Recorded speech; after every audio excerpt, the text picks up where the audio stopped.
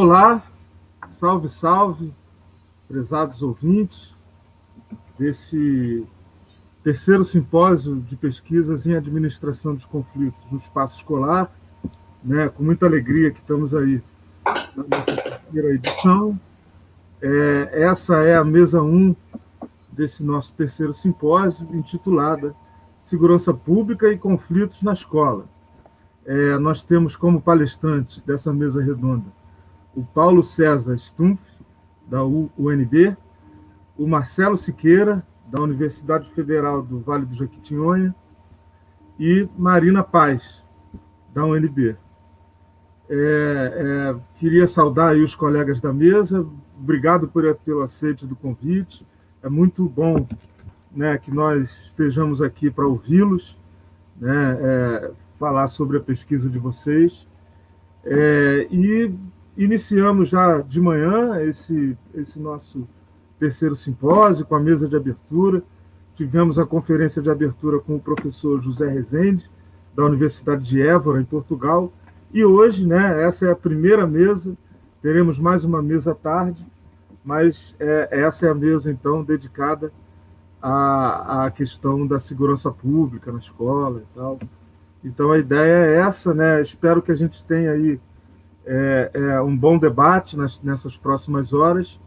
E, então, seguindo o que a lista, né, do flyer, vamos ouvir primeiro o Paulo Stumpf. Paulo, obrigado aí pela presença e a palavra está contigo. Tá ok, muito obrigado, agradeço muito o convite, é muito importante mesmo a gente discutir o assunto. Eu sou doutorando da Universidade de Brasília em Sociologia e atualmente agora eu também sou professor da rede pública, então eu estou sempre trabalhando com espaço escolar desde 2014, lecionando. E em determinado momento surgiu uma demanda por parte de alunos de discussões sobre esses assuntos, e principalmente ligados à bullying. E aí, então, comecei a me interessar muito mais pelo assunto, comecei a me aprofundar bastante o assunto, e comecei a trabalhar a ideia de administração de conflitos escolares, é o ponto central da minha pesquisa. Então, a parte teórica que eu já me baseio fortemente é o Simmel. Para o Simmel, a ideia de que o conflito é uma coisa que ele mantém as relações sociais, ele não é uma coisa ruim, ele mostra a diversidade que existe, ele garante a associação entre os indivíduos. Então, ele é importante de existir, mas a preocupação dele é a má administração desse conflito. E se esse conflito não for bem administrado, ele pode acabar evoluindo para um caso de violência. Então, a preocupação principal que eu tenho na minha pesquisa é de entender como as escolas elas estão tentando lidar com o fato de que existe o conflito, e é comum, e sempre vai existir, é passível de acontecer, mas que é importante se tomar alguma posição para poder administrar, mediar esse conflito para evitar que ele acabe se tornando violência. Quando acontece o caso de violência, aí sim a gente tem uma quebra forte da relação das pessoas. Gosto muito da definição, existe 4 tipos de violência trabalhadas da definição de violências nas escolas, né, segundo o Bernat falou, que é a violência na escola, que é o caso de violência que acontece dentro da escola, é o que a gente vê muito entre os alunos acontecerem. A gente tem a violência da escola, quando a própria instituição ela age de forma violenta com os alunos. Já acompanhei casos em que a diretora tomava bonés dos alunos e coisas do tipo para evitar que eles entrassem, e acabou até ateando fogo no boné dos alunos. Então, a própria instituição utiliza mecanismo para ser violenta com os alunos.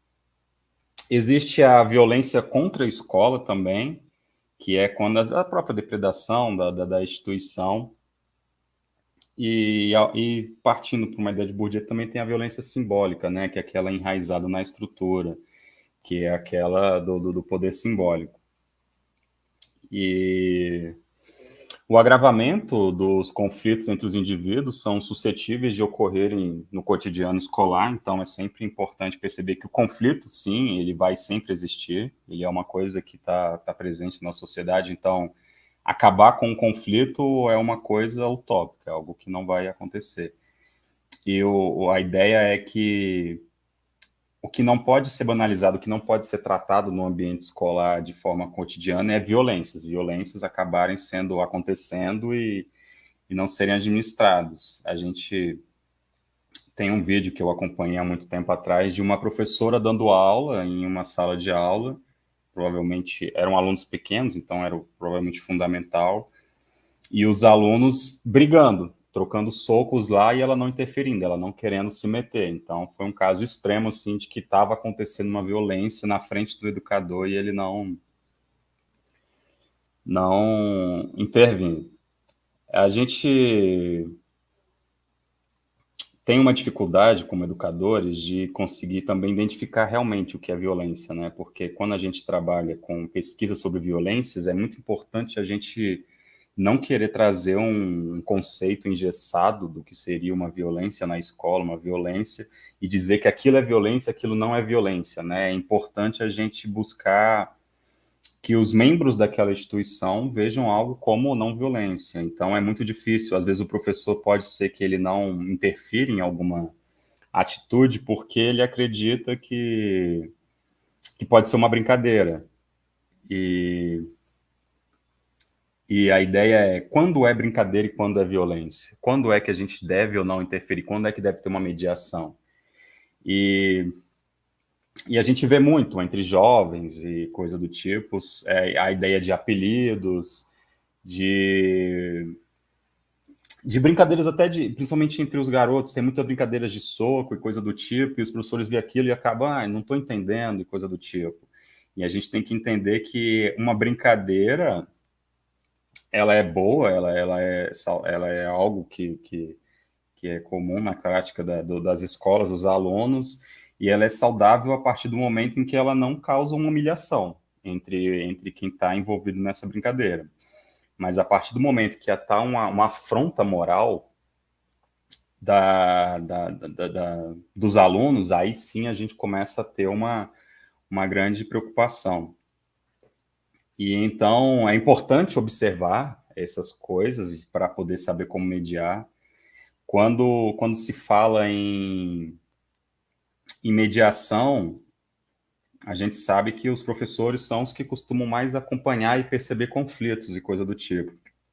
Mas na maioria das escolas não são os professores que lidam com o conflito, não são eles que mediam, eles percebem o caso e repassam o caso para a direção, para os coordenadores e coisa do tipo. Então lá vai se ter uma mediação e uma conciliação, uma resolução ou não do conflito. Então, a minha pesquisa, como foi muito curta, infelizmente, eu não consegui trabalhar com os alunos, eu estou desenvolvendo agora para agora começar a trabalhar com os alunos, mas eu foquei muito como os professores, mas principalmente como os coordenadores, eles veem uma mediação de conflito, veem formas de administrar conflitos nas escolas. E dá para se perceber que quando você conversa com coordenadores, com a direção, eles demonstram muito interesse, empolgação de fazer uma mediação, de lidar com os assuntos. Só que com as observações que eu já fiz, quando eu estava escrevendo minha dissertação, com o acompanhamento que eu fiz, você percebia que eles diziam isso, mas quando acontecia um ato de conflito e tinha uma oportunidade de ter uma pessoa para mediar, eles acabavam não se interessando, negando. Então, ainda tem um pouquinho dessa resistência. E também muitas escolas utilizam a ideia de que o papel deles lá na escola está mais para ensinar, né? Que tem professores que acreditam que educar é em casa e eles estão lá para poder ensinar os conteúdos e coisas do tipo. E quando o conflito precisa de uma mediação, para eles a primeira coisa que passa na cabeça por muitas vezes é a polícia. Vamos chamar a polícia e a polícia ela vai resolver. Isso aí é caso de polícia. Então, tenta-se resolver um problema que acontece na escola, que está lá na relação na escola, mas utilizando uma instituição de fora da escola. Então, a forma mais opressiva é vista como uma forma mais rígida, é a forma como, sei lá, eles veem como se fosse uma forma de botar mais medo nos alunos. A gente pode perceber isso principalmente quando fala-se sobre militarização das escolas. Há muito no senso comum, há muito no conservadorismo também a ideia de que quanto mais, como as polícias, elas têm aquela visão de autoridade, de agressividade, eles têm uma facilidade muito mais para poderem garantir a disciplina em sala de aula. Então, é algo que precisa ser muito debatido. Eu vou deixar até, acho que acredito que a Marina vai falar mais sobre isso, mas a ideia de militarização é algo que está muito forte nos dias de hoje, e ela, pelo pouco que eu já estou observando, porque eu sou professor aqui em Brasília, no Distrito Federal, e ela começou recentemente nas escolas daqui, e começou com muita empolgação, com o fato de tem algumas escolas que terem muitos policiais da reserva, bombeiros, para cuidar da disciplina e diminuir drasticamente o número, porque uma coisa é a autoridade que eles tinham andando nas ruas, abordando pessoas e coisas do tipo, e outra coisa as autoridades que eles acham que tem dentro das escolas e eles acabam não percebendo isso, eles acabam vendo jovens desafiando eles, jovens questionando, mas esse é um assunto bem polêmico e é bem importante, tem muita coisa para se trabalhar sobre esse assunto, é uma coisa muito legal. Quando fiz a minha pesquisa, eu parti de uma hipótese, eu falei, eu vou pegar 2 regiões em que o público atendido por essas regiões é um público que vive numa comunidade em que os crimes contra a vida são muito altos, são muito preocupantes. Então, eu selecionei 2 escolas e, assim como muitas vezes a gente trabalha, a gente fala muito disso, como a comunidade reflete dentro da instituição, né? Existe uma porosidade dos muros nas escolas. Então, eu peguei uma escola na zona rural do Distrito Federal, chamada Fercal, que ficava na região da Fercal, que é uma que tem um dos maiores índices de crimes contra a vida a cada 100 mil habitantes.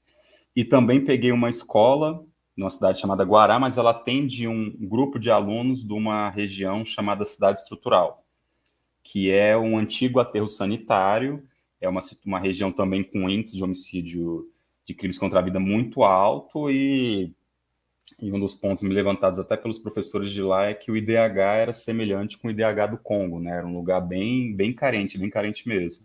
E é o tipo de lugar que tem uma região, cidade estrutural, em que as casas são de lona mesmo, as pessoas são bem vulneráveis, né, nesse ponto. Então, decidi para essas escolas acreditando que essas escolas teriam muita violência e queria saber como é que se dava a violência nessas escolas. E aí, na Fercal,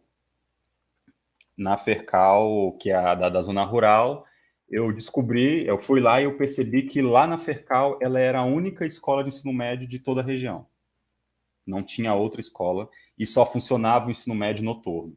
A escola mais próxima, se não me engano, ficava a uns 13 a 16 quilômetros de distância, alguma coisa assim. Então era muito longe, o transporte era muito complicado e muito se falava do como só podia, a região não tinha como oferecer mais turmas e coisa do tipo, era importante manter de noite para garantir que os alunos, em sua maioria, trabalhariam de dia. Então, eles trabalhariam, depois iriam para a escola.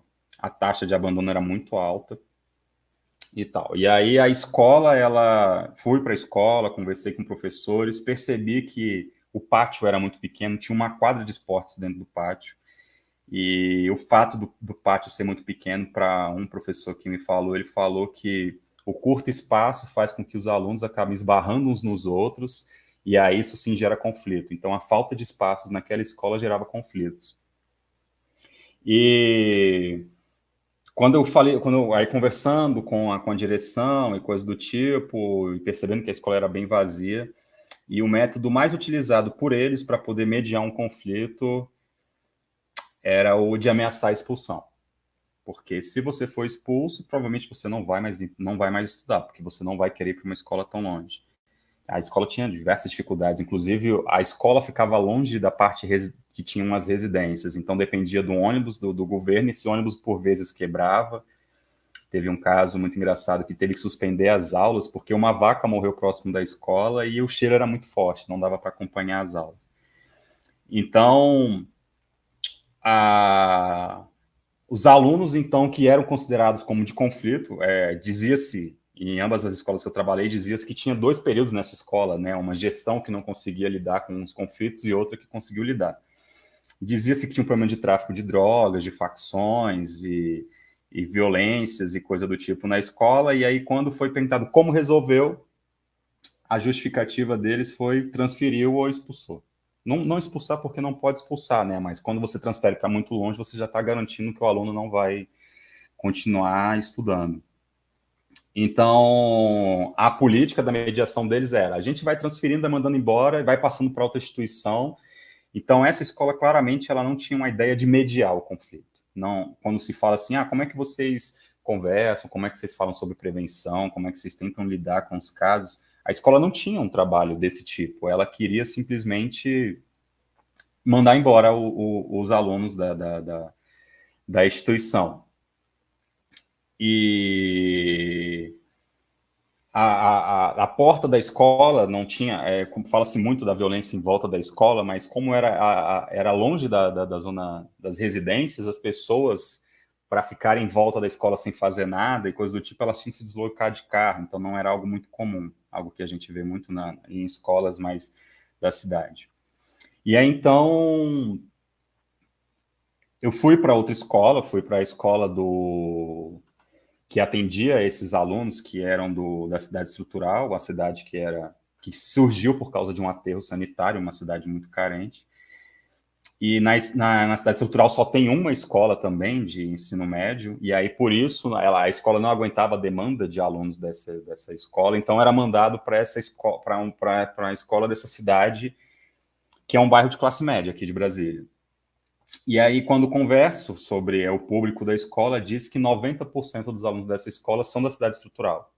E que a maioria dos alunos, dos familiares que moram lá no Guará, que é a cidade classe média, onde está a escola, eles evitam de botar os filhos naquela escola porque tem medo das pessoas que são do Guará. E aí, então, a escola, ela tinha um problema muito alto, os professores tinham um preconceito com a escola, conversando com professores, muitos diziam que tinham medo de trabalhar lá, achavam que quando chegasse lá, iriam encontrar um caso de violência, porque se acontece na comunidade deles, acontece muito vai acontecer na instituição. E conversando com o pessoal, eles diziam que percebiam isso, na verdade, não era algo comum, não era... A violência, ela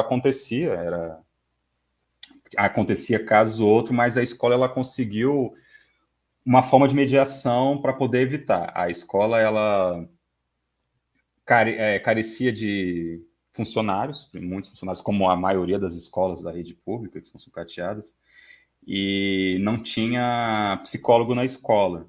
E um professor, ele então tinha um contato com uma universidade privada daqui do Distrito Federal, e aí eles fizeram uma parceria com essa universidade para que os alunos do último semestre do curso de psicologia fossem estagiar na escola.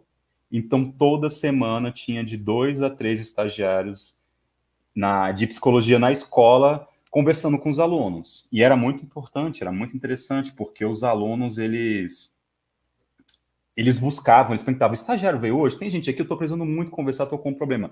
E então, com essa prática utilizada pela escola, os conflitos diminuíram bastante. Falou-se que foi uma coisa assim, foi uma mudança extraordinária. A violência na porta da escola, ela diminuiu bastante também. Utilizaram alguns meios, eles disseram que não liberava mais alunos mais cedo, porque como a maioria dos alunos era da cidade estrutural e eles também eles iam e vinham para a escola de forma de transporte do governo, não tinha um transporte que viesse da cidade dele direto para a escola, então era incabível para eles irem. Então, não tinha como liberar mais cedo. Então, evitou aquela aglomeração em porta de escola e evitou bastante conflitos. Então, aí trabalhou-se isso. Então, foi se falando muito sobre conversar com os alunos. E aí, a vice-diretora, numa conversa comigo, ela disse que o aluno dava um problema, aí conversava com o psicólogo que estivesse lá na escola. E aí, se ele fosse reincidente nos casos de problema, chegava um momento que ela falava, conversava com o aluno e decidia assim, ó, sentava ela para conversar com o aluno, buscava entender o que estava acontecendo e decidia fazer um contrato com o próprio aluno. Então, ela falou assim, eu estou cobrando de você a sua palavra de que você não vai mais... E o aluno, então, ele acabava dando a palavra, explicava o porquê acabou se alterando e coisa do tipo. E então ela conseguiu muita solução com isso. E então ela me contava vários casos, como a gente estava falando sobre a diferença entre assédio e brincadeira, né? E ela dizia que muitos professores viam um aluno acabando batendo, dando soco no outro aluno, ele, não, isso aí não tem como ser brincadeira, então interferia mesmo.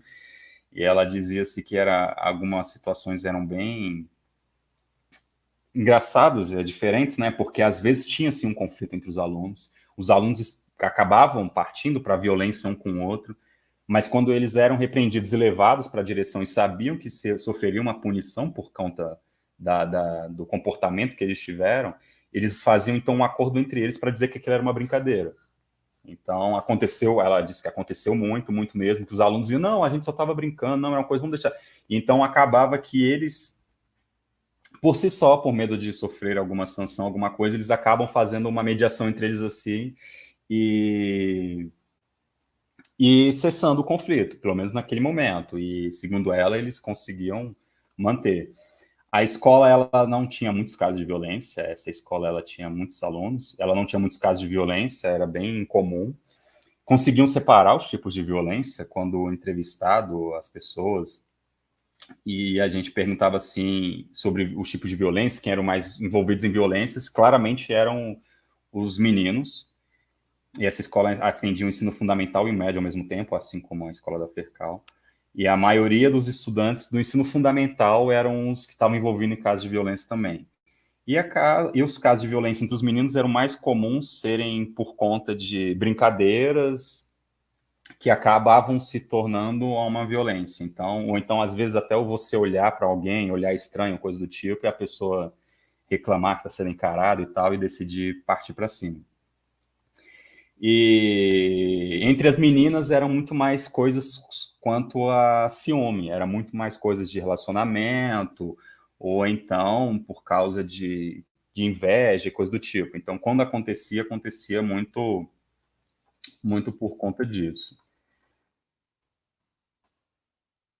Também foi apresentado o conflito entre professores. É importante a gente pensar que todos os membros do ambiente escolar eles são suscetíveis a estar envolvido com casos de violência. Então, teve caso de professores por causa de metodologias de ensino, por causa de ideologias políticas, terem embates fortíssimos e tem o professor tentar agredir outro professor e a direção tentar tomar uma parte, tentar aliviar e coisa do tipo, mas a gestão não conseguia mesmo, não. Tinha um professor lá que ele se auto-intitulava como um professor opressor, era um professor que arrumava muito confusão com os outros professores e batia a boca e gritava e debochava e fazia vídeo, coisa do tipo, e a direção, até o momento que eu estava, ela tentava conversar com ele e soube-se que ele já tinha problema em outras escolas e as outras escolas acabavam conseguindo um acordo para ele pedir transferência para outra escola. Então, aquela assim, tipo, a gente não consegue mediar esse professor, mas então vamos mandar para outra escola dá seu jeito. E é o que muito faz também com um caso de expulsão de alunos, né? Você pegar um aluno, não consigo resolver, manda para outra escola que vai que a outra escola resolve. E aí esse professor não resolvia, até o momento a escola não conseguia. Então, a escola estava tendo um sucesso com seus alunos, sim, tinha um psicólogo, tinha coisa do tipo, estava diminuindo, eu acompanhei as infrações, e boa parte das infrações estavam mais ligadas com o uniforme, né? E os alunos do ensino médio têm muito disso, de questionar a autoridade, e o conflito ser mais entre aluno e professor. E no ensino fundamental é aluno-aluno. Então, foi uma dessas observações que eu fiz, assim, de forma bem corrida, já estou quase estourando o meu tempo aqui. Só o fato da utilização da polícia, a escola, sim, ambas as escolas diziam assim, que utilizava a polícia quando necessário, e por vezes faziam que achavam interessante o fato de revista surpresa na escola para poder ver se tinha alguma coisa com os alunos, e viam situações de alunos como casos que não tinham solução. Dizia-se que tinha um aluno na escola no Guará, em que ele tinha um problema familiar muito forte, ele não gostava de assistir aula, não gostava de estar na escola, e ele ficava o tempo todo para conversar com a diretora, matando aula. E na Fercal o problema mais forte também era com chegar na escola alcoolizado. Então dizia-se que esses casos assim, em que tinha uma reincidência muito grande, no caso do Guará, a reincidência do aluno, o fato de conversar com a família não conseguir resolver, conversar com o conselho tutelar, aí eles diziam-se que não tinha solução, aí eles buscavam transferir o aluno, acreditando assim, o argumento era que vai que ele se adequa melhor a um outro ambiente consegue lidar melhor com ele, mas a ideia é, não consigo resolver, toma aqui para você esse problema. E na Fercal era dizer assim, o aluno chegou alcoolizado na escola, ele vai ser expulso. O aluno chegou ao fato de trocar socos com alguém, ele vai ser expulso. E a ideia de expulsar quando tinha uma violência física, porque se você mantesse os dois ainda na escola, provavelmente iria acontecer novamente esse caso de violência. Então, na Fercal, realmente tinha uma administração muito fraca, muito ruim do conflito. Era mais vamos resolver o conflito pela exclusão. A gente não vai administrar, a gente vai mandar o conflito para outro lugar. E no Guará, ele basicamente teve ele teve essa ideia de vamos botar os alunos para conversar com psicólogos, estudantes de psicologia, vamos tentar montar acordos com ele e trabalhando com a ideia de honra, de palavra, que é uma coisa muito comum entre os jovens também, e vamos tentar, assim, controlar um pouquinho. E eu acho que eu vou parar por aqui, senão vou me estender demais aqui com o assunto. Obrigado, Paulo. Muito interessante aí sua fala. Depois a gente continua. Na hora do debate, a gente debate mais aí com os colegas. E, dito isso, passo direto aí, então, a palavra para o Marcelo. Marcelo de Jesus, da Universidade do Vale do Jequitinhonha. Marcelo Siqueira de Jesus. Marcelo, a palavra está contigo, irmão. Ô, Veríssimo, muito obrigado, agradeço.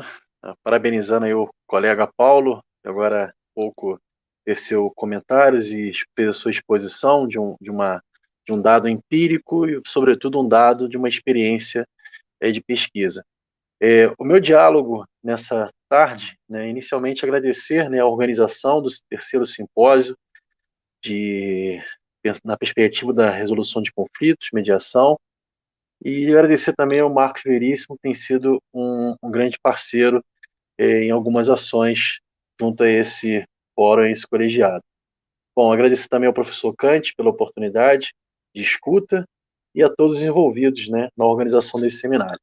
Bom, eu solicito agora o Breno um auxílio, eu vou projetar aqui para vocês, e a minha fala vai ser baseada a partir justamente dessa projeção para que eu possa estar tendo essa interação junto com o grupo. Vocês já vão visualizar, já está visualizado. Agradeço o Breno está nos bastidores, nos auxiliando. Bom, essa mesa 1, né, o tema dela, segurança pública, conflitos na escola, e eu tenho a perspectiva de fazer um mapeamento, né, do campo epistêmico das juventudes negras, né? Então, aqui na cidade Diamantina, eu estou no Alto Jequitinhonha, uma região que, na perspectiva econômica ou na perspectiva demográfica, né, das pesquisas, indicam uma relação das camadas populares sendo amplamente, digamos, majoritária, né, na sua percepção demográfica, mas aqui tem uma riqueza cultural, uma riqueza do qual, para além daquilo que é a questão do minério ou aquilo que é das pedras preciosas, né, que é o seu povo e sua gente, né. Então, eu tenho me debruçado aqui na Federal dos Vales de Jequitinhonha e Mucuri com atividades voltando à preparação ou à possibilidade de formação inicial e continuada de professores, e um dos temas, né, é o tema da juventude, entendendo, até pegando uma ponte do que o professor Paulo falou há pouco, né, os professores são os grandes, digamos, têm um grande papel nessa percepção da mediação, né? Então, da mediação de conflitos. Então, esse diálogo dessa tarde vai direcionado à perspectiva de poder levantar algumas epistemes que estão vinculadas a esse conceito de chamado de juventudes e juventudes negras, né? Então, nesse diálogo, eu inicio, né, com alguns dados, e o dado das Nações Unidas, da definição, né, de juventude, né, entre a faixa etária de 15 a 24 anos, né, jovem pode variar, né, em todo mundo, juventude é uma categoria fluida e mutável. Eu faço isso de maneira impactante, porque eu procuro apresentar essa categoria numa perspectiva de poder fazer um confronto, né? Se aqui é uma tese e a faixa etária é essa tese, eu trabalho com o Atlas da Violência de 2020, onde revela quem é que mais sofreu com o assassinato, quem é que de fato é, tem sido vítima, né, das ações coercitivas estatais e também das ações, digamos, da interação, né, da violência, né, física e simbólica, né, mas sobretudo a violência física. Então, o mapa do o Atlas da Violência de 2020, eu sempre trabalho para impactar, né, esses sujeitos e sujeitos que estão em formação inicial e formação continuada, das quais eu tenho buscado trazer contribuições, né.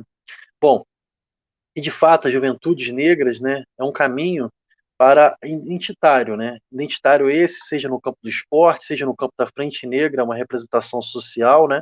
Uma representação do movimento negro, né? Da juventude negra, mas sobretudo da juventude presente na universidade, né? Então esse é um ponto essencial que o conceito, né, circula, né?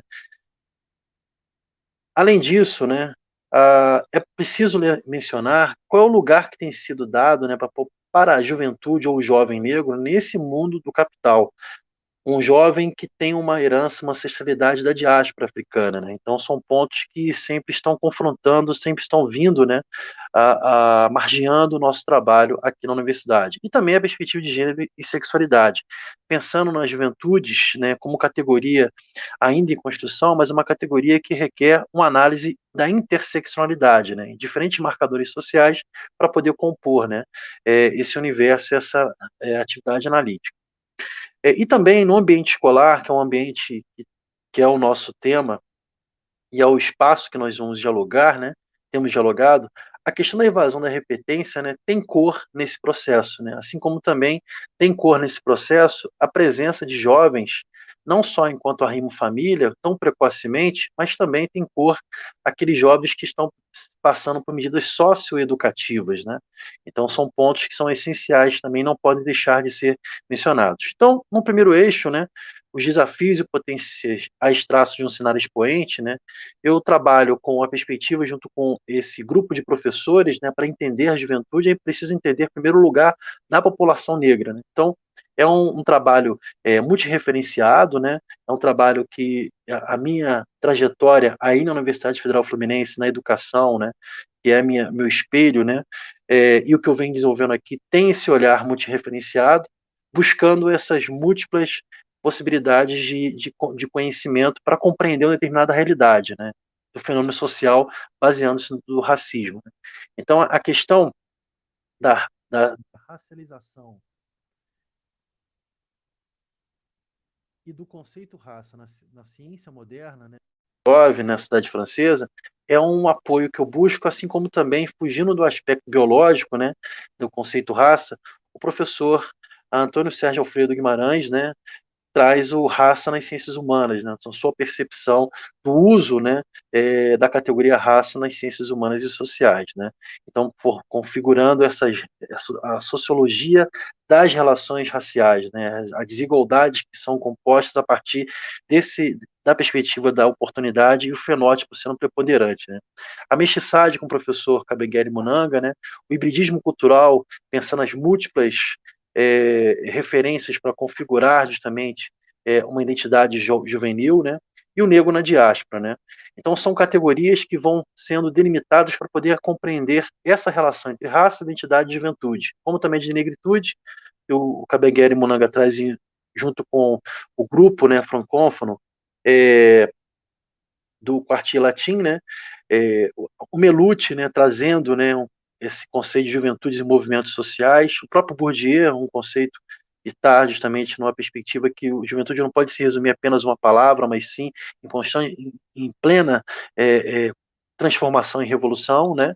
E também a Marília Espósito, quando traz a sua análise sobre juventude e educação. Bom, nisso, né, não podemos deixar de lado, né, para pensar em mediar conflitos, sem trazer elementos que são essenciais para o campo da própria coexistência e existência da juventude, né? Então, a relação de empregabilidade, né? Oportunidade de empregabilidade, a relação da escolaridade, né? São dados que são essenciais que esses nossos docentes, durante o trabalho que nós estamos desenvolvendo junto com aqueles que têm oportunidade, nós sempre o provocamos, né, a poder trazer uma correlação, né?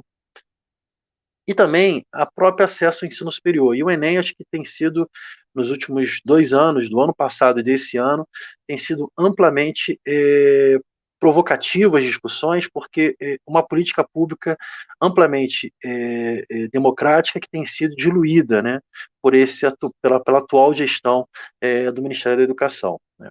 Bom, e é fato, né, que a herança histórica e o processo histórico da chamada diáspora africana, ela precisa estar presente, né, nesse diálogo com a formação de um campo ou a formação de um diálogo sobre as juventudes, entender as juventudes negras na composição de mediação de conflito. Então, que é um caso de uma promoção de justiça social, de equidade, né?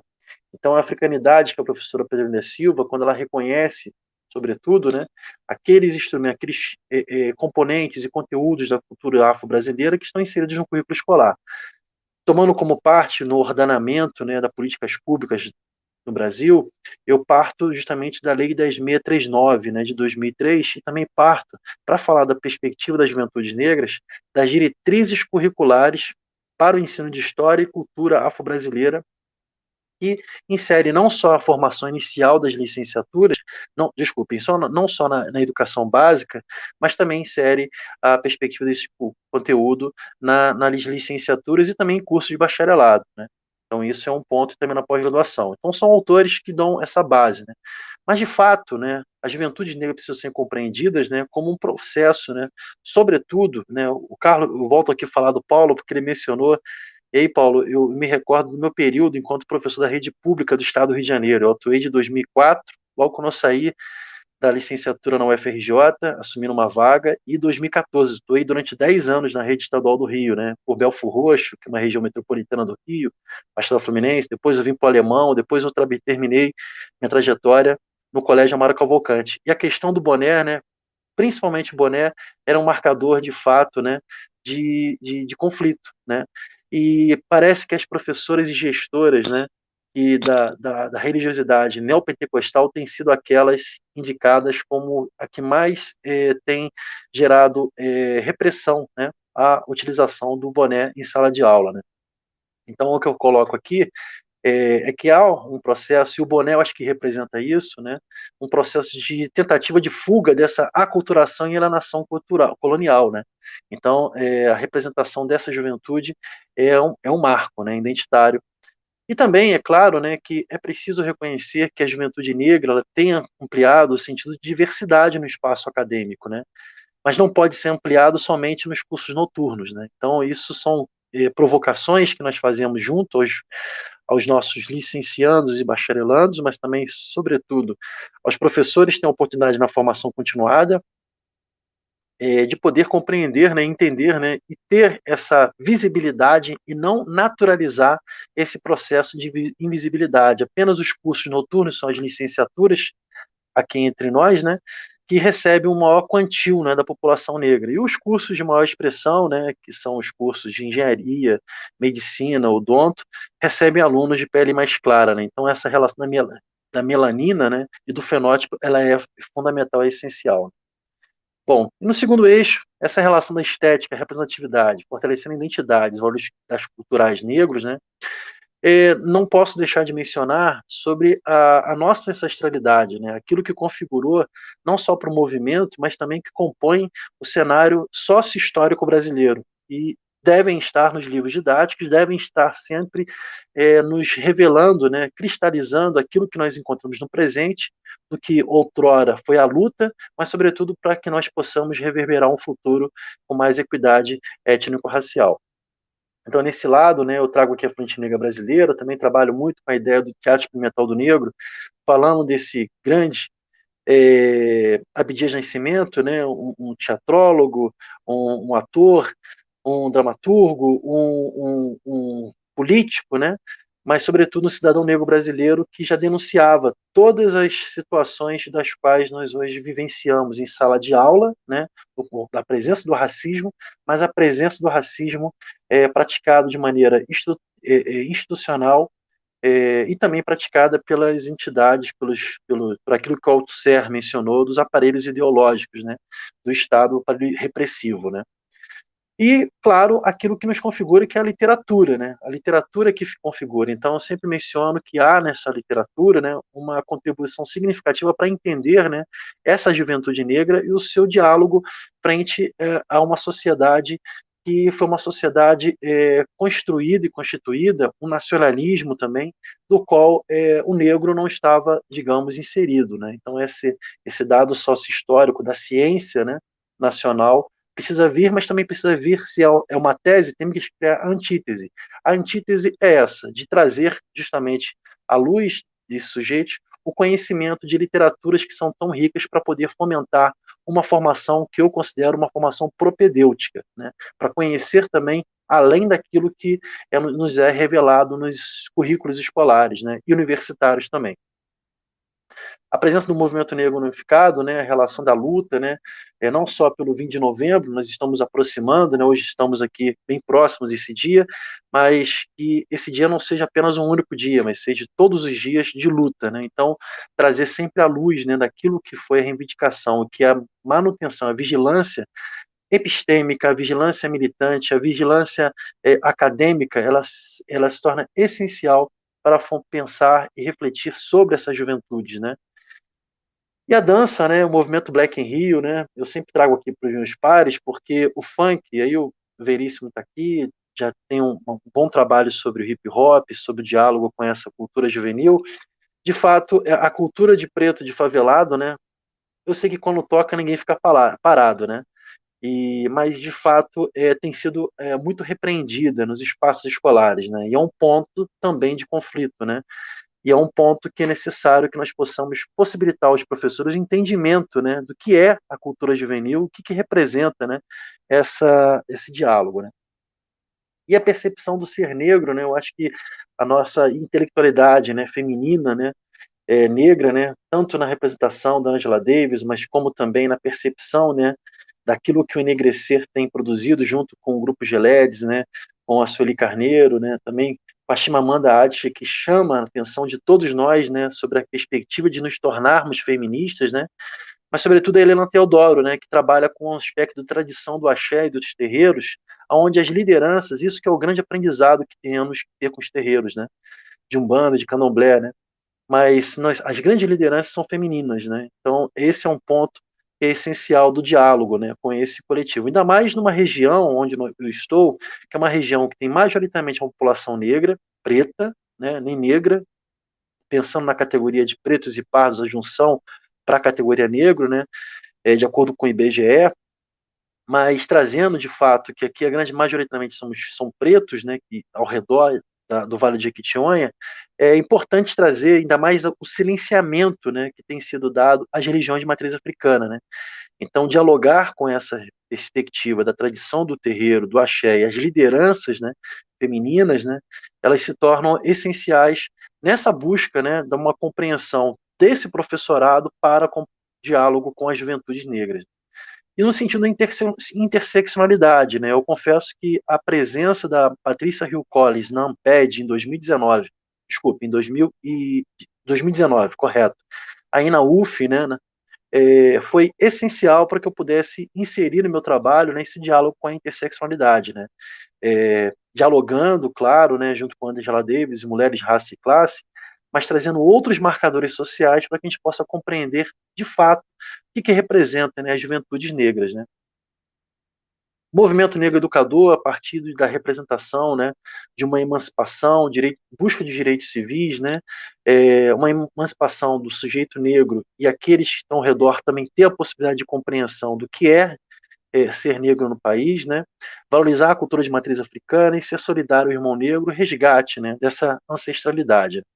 Então essas representações ou representatividade de espelho, né, para novas gerações, eu trago essa perspectiva do movimento negro educador, né, que a própria Nilma Lino Gomes menciona, né, é uma base significativa para os trabalhos aqui desenvolvidos, né, a percepção do que acontece no Encontro Nacional de Juventude Negra, né, o que representa a Marcha do Orgulho Crespo, né, e que representa o movimento Crespa, né, o enegrecer, né, de LEDs, conforme mencionei já anteriormente, Sori Carneiro, e o movimento Vidas Negras Importam, né, Black Lives Matter, né, mas sobretudo se nós pensarmos que o movimento abolicionista, o movimento da Frente Negra Brasileira, o movimento do Teatro Experimental do Negro, o movimento Negro Unificado, quantos movimentos no Brasil tivemos, né, em que incorporam, né, essa tentativa de inserção da população negra na história e no aspecto social, né, da sociedade brasileira. E eu chamo a atenção que é importante sempre, no enfrentamento do racismo e, sobretudo, na possibilidade de poder os jovens terem conectividade e vozes, que eles buscam as suas parcerias, né? Lembrando que muitos dos professores que atuam nessas atividades iniciais, né, ou melhor, formativas, pensando na educação numa formação continuada, ou até mesmo aqueles que estão numa formação inicial são jovens, né? Jovens esses que nós temos o diálogo de apresentar, né, essas possibilidades, né, das parcerias, né. Aqui foi uma parceria do ano passado que foi muito satisfatória, foi de fato muito gratificante estar junto com o grupo, né, junto com o Marcos e outros colegas, e também aquilo que o INEAC tem desenvolvido como Observatório Jovem também, de pesquisa da UF, como o EM Diálogos, entre outras entidades que buscam, mas sobretudo no espaço escolar, né, lá no chão da escola, o Grêmio Estudantil é um espaço que precisa ser fortalecido, né, para o reconhecimento da diferença, da desigualdade. E um terceiro eixo que eu queria aqui trazer para poder encaminhar antes das minhas considerações finais, é a criminalização da juventude, né? De fato, há uma criminalização em andamento, né? Da própria juventude brasileira, negra, né? Então, se nós pegarmos a PNAD de 2019, revelando que a maioria da população, seja ela preta e parda, né? E perceber que, por exemplo, na USP, essa violência simbólica no acesso à universidade, a gente percebe que o percentil, né, de alunos pretos, pardos, indígenas, e essa linha amarela aqui, ela em 2021, ela teve um crescimento muito inferior àquilo que foi comparado de 2018 para aqueles de reserva de vaga por escola pública. Isso revela, talvez, escola pública, é preciso pensar que nós temos escolas militares, escolas da rede federal, né, escolas estadual que tem o ensino propedêutico, que tem o ensino, digamos assim, que atende, né, todos esses requisitos dos exames vestibulares ou exames de acesso, né. Então, de fato, a situação na USP nos revela que sempre que fala de raça, sempre que fala de uma questão da juventude negra, há uma tentativa de subsumir a perspectiva de classe, né. A relação emprego, trabalho e renda, eu gosto desse gráfico, né, desse infográfico do DIEESE, né, que vai revelar alguns dados significativos, né, e o acesso, sobretudo, né, sobre a escolaridade, né, taxa de ocupação e de desocupação, né, são dados significativos.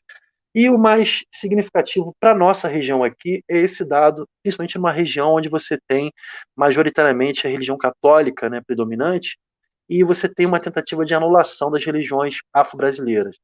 Então, dentro do Disque 100, né, revelando-se quem são os mais afetados, né, sobre intolerância religiosa, né, então 59% são de pessoas negras, né, e dentro desse percentual total, 53% são mulheres, né. Então isso revela, de fato, um processo em andamento, né, de intolerância, mas sobretudo de anulação, né, dessa juventude e dessa população negra. População no cárcere, né, o crescimento, né, significativo entre 2005 e 2019, né, esse infográfico do G1, né, do Anuário de Segurança Pública, né? Então, a população negra, o quanto ela cresceu comparado à população branca, né? Então, esses dados nos assustam, né?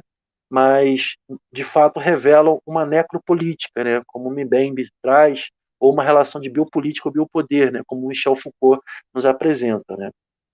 Mas, em síntese, né, eu procuro dialogar, né, com essa relação desse processo de genocídio negro brasileiro, que a Pedir Renascimento chama atenção, a vulnerabilidade da juventude negra e seu extermínio, que a Nilma Lino Gomes trabalha junto com o autor Laborne, né, e eu penso, e eu tenho trabalhado em cima disso, né, de uma resistência coletiva, né, e que os movimentos sociais na luta pelo compromisso estatal com a educação antirracista, né? Então, a permanência da Lei 10.639, mas, sobretudo, no próximo ano teremos, né, uma possibilidade de revogação da Lei 12.711, né, que é a Lei Federal de Cotas, né? Isso tem possibilitado, digamos, a presença da população negra, mesmo que seja ainda em dados reduzidos, comparado e gerando uma perspectiva, né, de representação demográfica de fato, né, a população em Salvador, você tem 70% da população preta, né, e quando você vai num curso como a UFBA em medicina, você vê a representação ali de 3,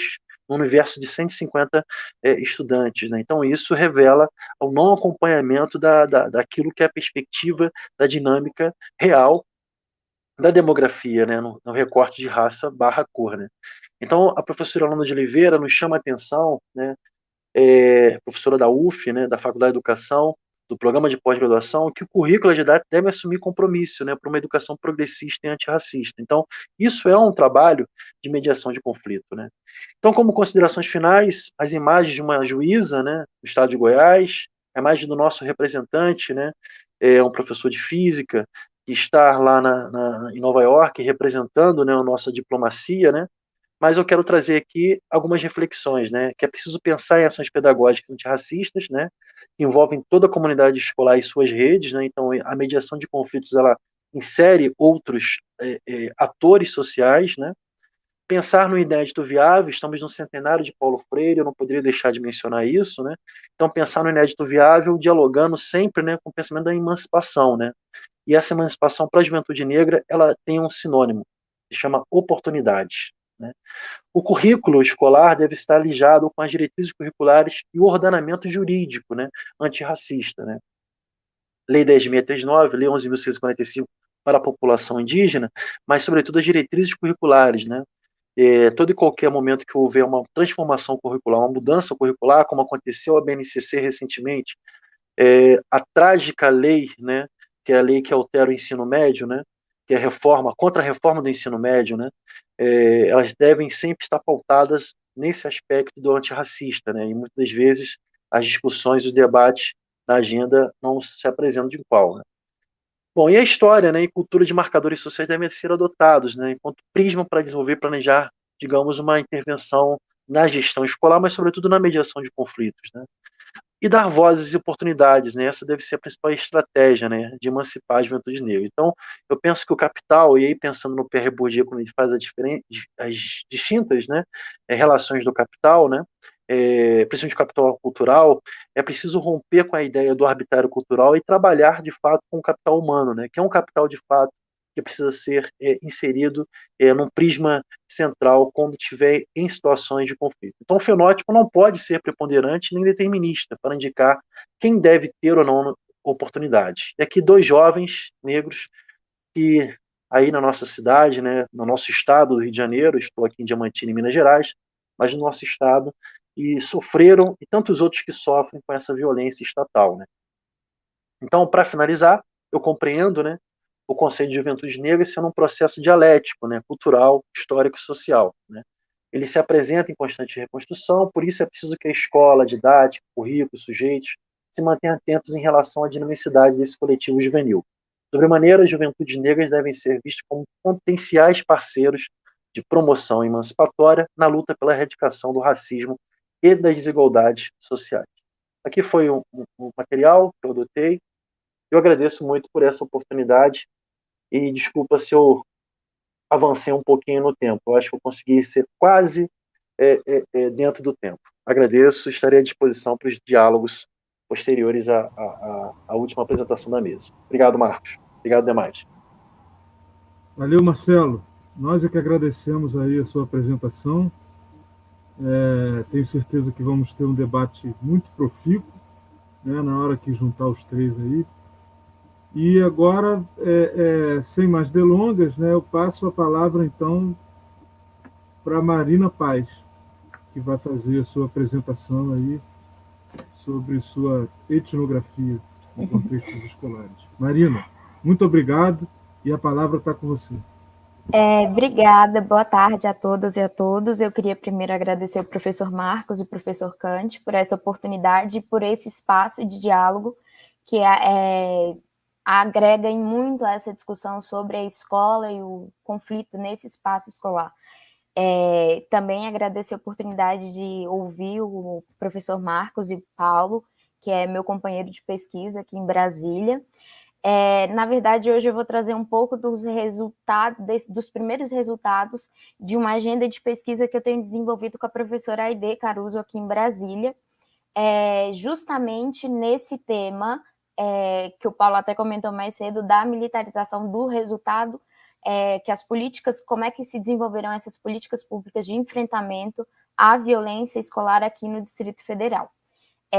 Então, eu sou também professora da Secretaria de Educação desde 2015, iniciei minha trajetória dentro do sistema socioeducativo, depois fui para a escola pública da periferia, de uma cidade periférica aqui de Brasília, a Ceilândia, e aí eu estou sempre transitando entre esses dois espaços. Meu mestrado não tem nada a ver, assim, não diretamente, meu mestrado é com polícia, com segurança pública e trabalho policial, mas acabou que essa agenda se impôs como uma realidade, porque essas decisões políticas aconteceram enquanto eu trabalhava na Secretaria de Segurança e produzia alguns dos diagnósticos de violência escolar. Primeiro, eu gosto sempre de lembrar que a gente pouco se questiona quando fala sobre segurança pública ou violência, sobre, de fato, como é que esses dados e essas taxas são produzidas. A gente tem uma compreensão no senso comum de que a violência está em todo lugar, vai vitimar todo mundo, e pouco falamos sobre dados e fatos e como é que essa violência se dá concretamente no cotidiano das cidades. A gente tem essa ideia de que está crescendo e está em todo lugar e todo mundo vai poder ser vitimado a qualquer momento. Quando a gente fala de escola, essa construção desse sentido de uma violência capilarizada se dá tanto no sentido de compreender a escola como um espaço perigoso, seja para os alunos lá dentro que vão sofrer algum tipo de violência, seja no entorno da escola, e também numa perspectiva de questionamento de uma possível falta de autoridade dos professores dentro desse espaço escolar. Como o Paulo falou mais cedo, isso aparece muito quando a gente vai investigar esses espaços escolares, essa perspectiva de que o professor não tem autoridade, que o aluno é desinteressado, que o aluno vai enfrentar todo mundo, que o aluno não respeita. Dificilmente a gente compreende esse espaço como um lugar de emergências positivas de conflito. O conflito vai ser sempre visto como uma coisa negativa e uma coisa que ameaça a autoridade do professor, dificilmente como uma coisa agregadora, ainda que a escola seja, por si, um espaço de emergência de conflitos. Ainda que o processo de aprendizagem seja um processo onde você coloca aquele jovem, aquela criança, num lugar de questionamento. Então, é paradigmático a escola não se aceitar questionar, sendo que essa é a função da escola, fazer com que esse jovem questione. E aí a gente tem essa compreensão, especialmente pós-2018, de que a violência escolar estava crescendo e se espalhando e que algo precisava ser feito. Antes é importante ressaltar que a violência cresce, algo precisa ser feito, mas isso não é para todas as escolas e não se dá em todos os espaços do Distrito Federal. essa compreensão de que existe uma falta de autoridade e que é preciso mais reforçar a ordem, a disciplina, especialmente para essas escolas que estão localizadas em regiões da periferia do Distrito Federal, como foram os casos das escolas, tanto investigadas como posteriormente as militarizadas. E aí a gente teve, ainda no ano de 2018, uma tentativa de construção de uma política pública em parceria entre a Secretaria de Segurança Pública e a Secretaria de Educação, e o objetivo era tentar construir diagnósticos para a gente entender o que de fato estava acontecendo com relação à violência no Distrito Federal. A gente teve, por meio da Subsecretaria de Gestão da Educação, a construção de 3 diagnósticos que visavam identificar o que estava acontecendo e como é que a gente poderia intervir direcionadamente e construir essas políticas públicas de forma eficaz. Então, houve a construção de um diagnóstico de violência feito de forma quantitativa, em que os gestores colocavam o número das ocorrências, quantos casos de indisciplina, casos de roubo, de furto, quantas ocorrências aconteceram na escola, e isso criaria um índice de violência para a escola.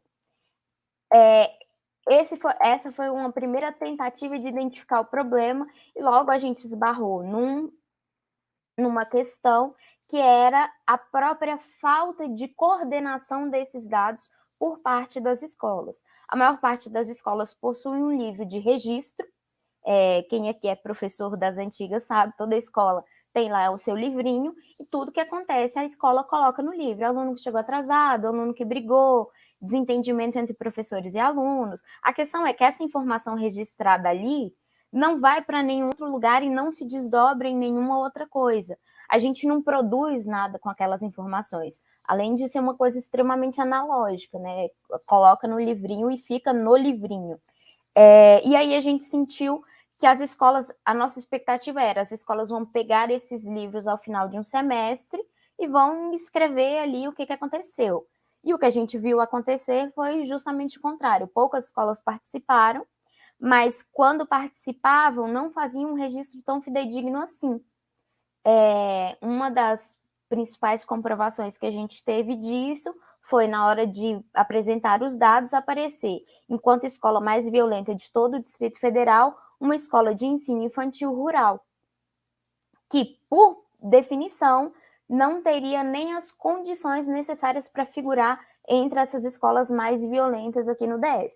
De qualquer forma, ainda houve um esforço de fazer isso por um período contínuo, para que a gente conseguisse monitorar esses casos de violência nas escolas. Ainda de forma um pouco precária, a Secretaria de Segurança decidiu criar um sistema de comunicação de eventos, em parceria com 2 regionais de ensino, a de Santa Maria e a de Ceilândia. A ideia era que as escolas registrassem a cada momento aquilo que acontecia dentro do cotidiano da escola.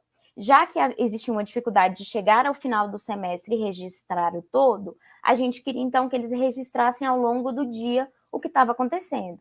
O que acontece é que, para que esse sistema de comunicação de eventos conseguisse funcionar enquanto estratégia não só de monitoramento desses conflitos, mas também das violências, a gente precisaria de um parceiro dentro da própria Secretaria de Segurança que ficasse atento a isso, e houve, à época, uma negativa do Batalhão de Policiamento Escolar de receber essas demandas. Então, o que eles disseram é que não tinham policiamento, não tinham agentes suficientes, e isso não poderia acontecer. Então, mais uma vez, o sistema não pôde ser operacionalizado da forma esperada, justamente porque o próprio sistema não se organizou e não ia funcionar da forma como a gente esperava.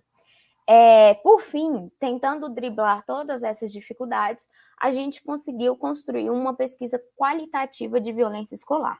Então, o que a gente fez? Pegou, dentro do próprio contexto dessas 2 regionais de ensino, que já participavam antes e que eram mais abertas à participação nas pesquisas de violência, nós pegamos 2 escolas que estavam em situações similares, ou seja, que funcionavam nos mesmos turnos, que atendiam modalidades similares e que tinham um número de alunos parecidos, mas que figuravam nos dois extremos do índice de violência. Ou seja, a gente pegou a escola mais violenta e a escola menos violenta, com realidades parecidas. O objetivo era conseguir construir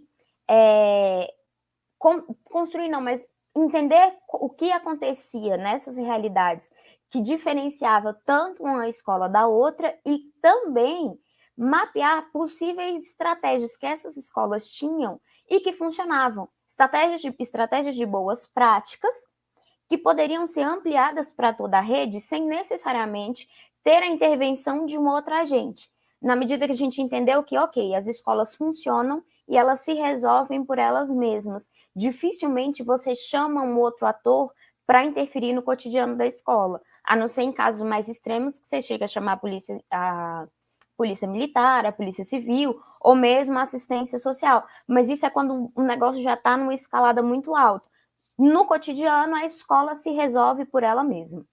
Então, a gente fez essa pesquisa e aí a gente encontrou realidades muito particulares de cada escola e a gente conseguiu chegar a algumas conclusões. Primeiro, que as escolas que funcionavam em turnos, nos 3 turnos, de manhã, de tarde e à noite, ficavam como as escolas mais vulneráveis. E aí isso se dá desde a possibilidade dessas escolas ou desses alunos, na saída ou na entrada, serem vítimas de crimes de oportunidade, porque ficavam em regiões isoladas, escuras e tal, até por uma falta de estrutura física das escolas, de não ter iluminação do lado de fora da escola não contar com um sistema de segurança, da escola não ter estrutura para receber os alunos, ou de não ter professores e acabar de liberarem mais cedo e os alunos saírem esparçados. Então, a gente viu que a realidade do noturno era um grande dificultador para quando a gente estava falando de segurança nas escolas. Além disso, a educação de jovens e adultos foi apontado como um dos grandes problemas para a segurança na escola, e aí não no sentido de segurança externa ou segurança no entorno, mas dentro do próprio espaço escolar, os alunos são compreendidos como um perigo e alguma coisa que precisa ser controlada e precisa ter uma maior vigilância, especialmente os alunos do EJA do segundo segmento. Isso se dá especialmente por uma mudança no perfil de alunos atendidos pela educação de jovens e adultos. Apesar dessa modalidade de ensino estar direcionada para alunos que evadiram ou que possuem uma grande diferença de idade série, o que a gente percebe é que o EJA, especialmente no noturno, se tornou uma forma de punição para os alunos que não se adequam ao ensino regular. Isso porque a escola pública, como o Paulo mencionou, inclusive, não pode expulsar. Então, o que a escola pública faz? Ou ela transfere, no caso de algumas escolas, você troca um aluno por outro, e aí é como se você trocasse um problema por outro, ou a escola coloca esse menino no período noturno, deixando ele numa situação talvez até mais vulnerabilizada, e aí faz com que o aluno saia do ensino regular e entre nessa modalidade de ensino. Além disso, o que muitos professores apontam é que a educação de jovens e adultos passou a receber a evasão, ou os alunos que saem do sistema socioeducativo ou os alunos que estão de LA. Então, cria-se uma sujeição, no sentido que o Missy vai falar, cria-se uma sujeição criminal sobre esses indivíduos que frequentam essa modalidade de ensino que a gente vai entender como o segundo segmento do EJA, que seriam os anos finais do ensino fundamental. Alunos que têm entre 15 e 18 anos e que, teoricamente, nem deviam estar no ensino noturno, mas ainda assim são colocados ali. Existe todo um processo de convencimento das escolas para que eles deixem de atrapalhar no diurno e vão para o ensino noturno.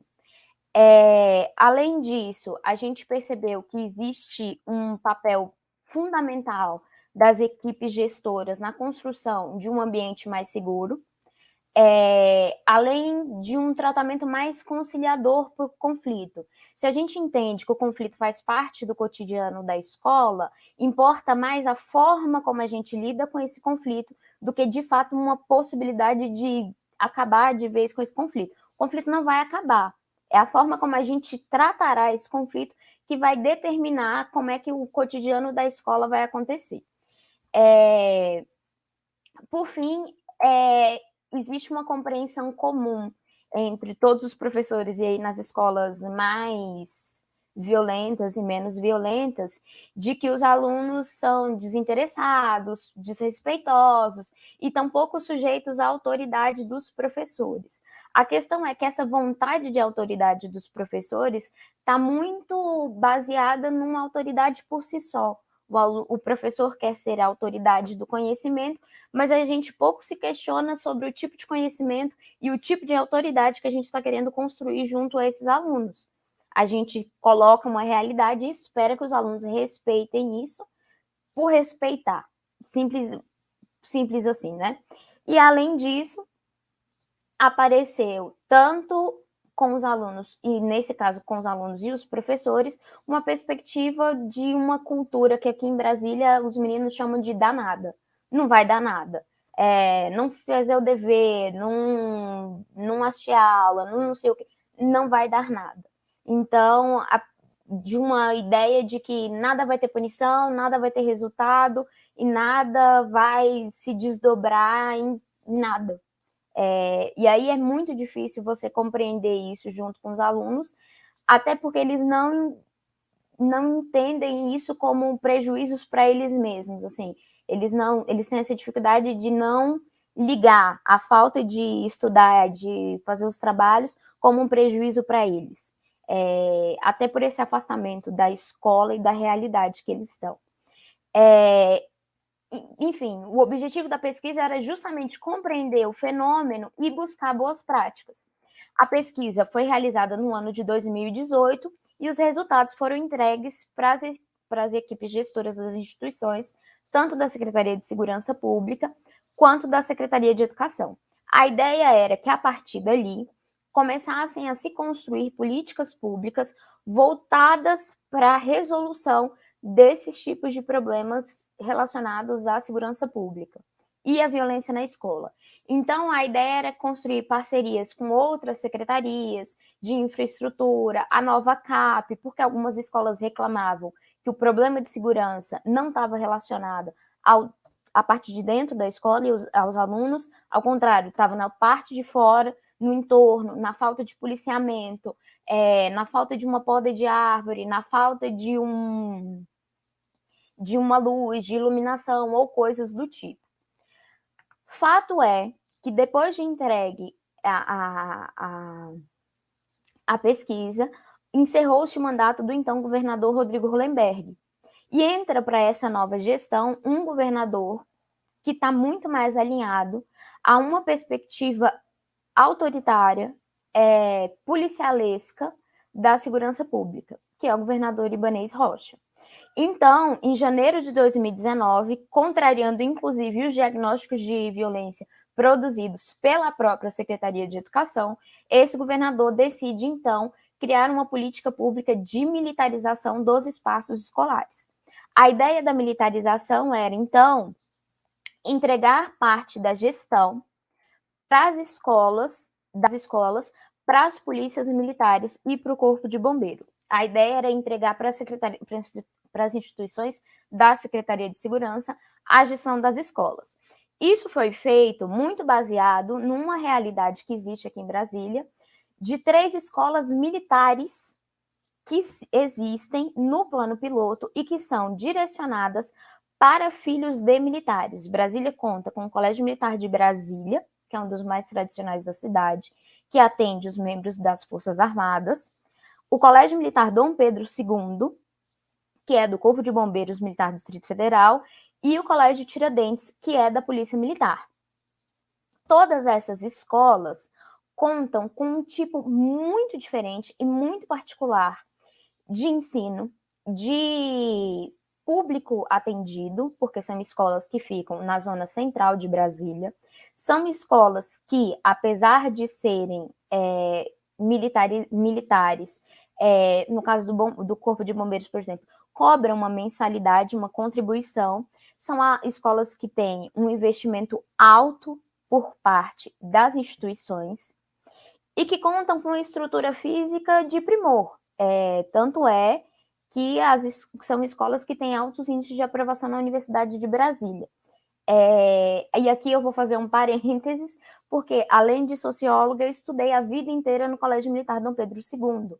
Então, eu vivi a vida inteira a realidade de uma escola militar. Então, eu fui aluna da escola militar e depois professora de escolas públicas. Então, tive o melhor de dois mundos. Inclusive, enquanto elaborei essa pesquisa em 2018, a gente chegou a consultar o Colégio Militar Dom Pedro II para construir, junto com as escolas públicas, um manual do aluno, porque a Secretaria de Segurança, a Secretaria de Educação tem um manual de regras de alunos, mas isso não é bem claro e é pouco trabalhado dentro das escolas. Então, a gente percebeu que quando as escolas tinham um conjunto de regras estabelecido de forma mais clara entre os alunos, os professores e a equipe gestora, aquele cotidiano funcionava melhor e funcionava de comum acordo. Os próprios alunos ajudavam nessa construção de uma cultura, de uma segurança maior dentro do espaço escolar. Então, nesse sentido de que existia um consenso, uma construção coletiva daquela ordem ali. Não era só uma ordem imposta de cima para baixo, mas era uma construção dessa ordem. Enfim, a gente foi até o Dom Pedro, pegamos o manual do aluno, o código de regras, o código de processo de aplicação dessas regras e tudo mais. Ainda assim, o GDF decidiu, ignorando os resultados das pesquisas, militarizar 3 escolas: o SED 7 da Ceilândia, o SED 1 da Estrutural, o SED 308 do Recanto das Emas e o SED 3 de Sobradinho. Vale destacar aqui que o SED 7 de Ceilândia foi, inclusive, a escola utilizada nessa pesquisa qualitativa de violência como a escola menos violenta da Ceilândia. Ela é, inclusive, a escola que tinha dentro do seu espaço um batalhão escolar. A base do batalhão escolar ficava dentro da escola. E é uma escola já tradicional, com índice de aprovação significativo aqui dentro da Ceilândia. E aí, a nossa tentativa de reflexão agora é entender como é que o militarismo e esse policiamento vai se representar como uma possibilidade de resolução de problemas de indisciplina dentro dos espaços escolares.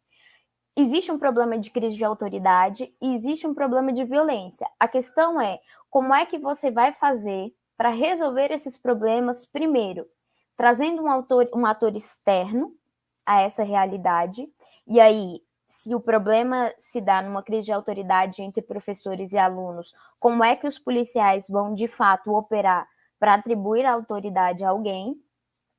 E, depois, como é que a gente vai considerar policiais para tratarem o problema da indisciplina dentro da realidade escolar, sendo que a gente não prepara policiais para lidar com esse tipo de problema. A gente prepara policiais para lidar com bandidos ou para lidar com a criminalidade. E a criminalidade não se dá no mesmo sentido da indisciplina. A questão é, você insere uma nova figura no espaço escolar que dificilmente trará os resultados que se espera para a resolução dos problemas que se espera dentro do espaço escolar. O que foi vendido aqui em Brasília para essas escolas é a existência de um investimento alto, no sentido de que essas escolas iriam se parecer com as escolas militares. Além disso, uma diminuição dos casos de violência no entorno da escola, o que é dificultado pelo fato dos policiais ficarem dentro da escola. Então, aquele entorno entendido como violento continua sendo violento, porque o policiamento está do muro para dentro. E também uma compreensão de que essa autoridade e essa indisciplina acabam se perdendo porque o que o policial vai fazer dentro da escola é policiamento. Não é uma outra coisa, não criou-se uma terceira coisa. E as escolas contaram com isso, e não só as escolas como os pais, porque existia uma boa relação. Aqui em Brasília, a relação de promoção de segurança e redução de medo são muito impactadas pela presença da Polícia Militar. A ideia que a presença da Polícia Militar por si só acabaria com o crime foi vendida como uma realidade para essas escolas públicas. E aí a gente tem também, justamente essa questão de quais foram os policiais selecionados para entrar no espaço escolar. Houve um treinamento? Não houve? Tudo quando a gente está falando de escolas militares ainda é muito nebuloso. Essa política pública começou em 2019, ainda em 2019 a gente viu uma evasão muito grande de professores de dentro dessas escolas. Então, os professores que não concordaram com a suposta gestão compartilhada foram encaminhados para fora, foram não encaminhados, mas tiveram a opção de escolher sair da escola. Então a gente teve uma rotatividade muito grande de professores, a gente teve uma rotatividade muito grande de alunos, porque as doutrinas adotadas dentro dessas escolas militarizadas tinham parâmetros para uniforme, cabelo, unha e uma série de traços de identidade visual que teriam obrigatoriamente de ser abandonados pelos alunos. Então, por exemplo, cabelos black, cabelo afro, cabelo colorido, piercing, o boné, tudo isso foi retirado da vivência escolar. Então, só iria ficar ali quem se adequasse àquele padrão. Então, todos os alunos que não se adequassem foram transferidos para outras escolas. E a gente viu um policiamento do cotidiano da escola, um policiamento do espaço escolar. E aí, para quem já vive realidade de escola pública, sabe que a gente tem uma proximidade muito grande de uma estética que já é aquela estética da cadeia, que é a estética da grade, da chave, do caco de vidro no coisa, do arame farpado, da câmera em todo lado. E aí isso se soma a uma estética, especialmente nas escolas que foram militarizadas e não receberam os uniformes, de uma estética com camiseta branca, calça jeans, tênis branco, de ficar andando sempre em ordem, de fazer ordem unida, que tudo caminha para a produção de um corpo cada vez mais disciplinado, cada vez mais ordenado. Lembrando que não são todos os corpos, não são todas as escolas, até o momento só foram militarizadas escolas que ficam na parte externa, nas regiões de entorno periférico do Distrito Federal. Apesar do GDF ter dito no início que só seriam militarizadas as escolas que passassem por um processo de votação e que tivessem sua militarização aprovada, isso não aconteceu, exceto numa escola que fica na região central, que quando a medida de militarização foi rechaçada, o GDF obedeceu. As outras, ainda que o resultado não fosse positivo, a militarização foi implementada.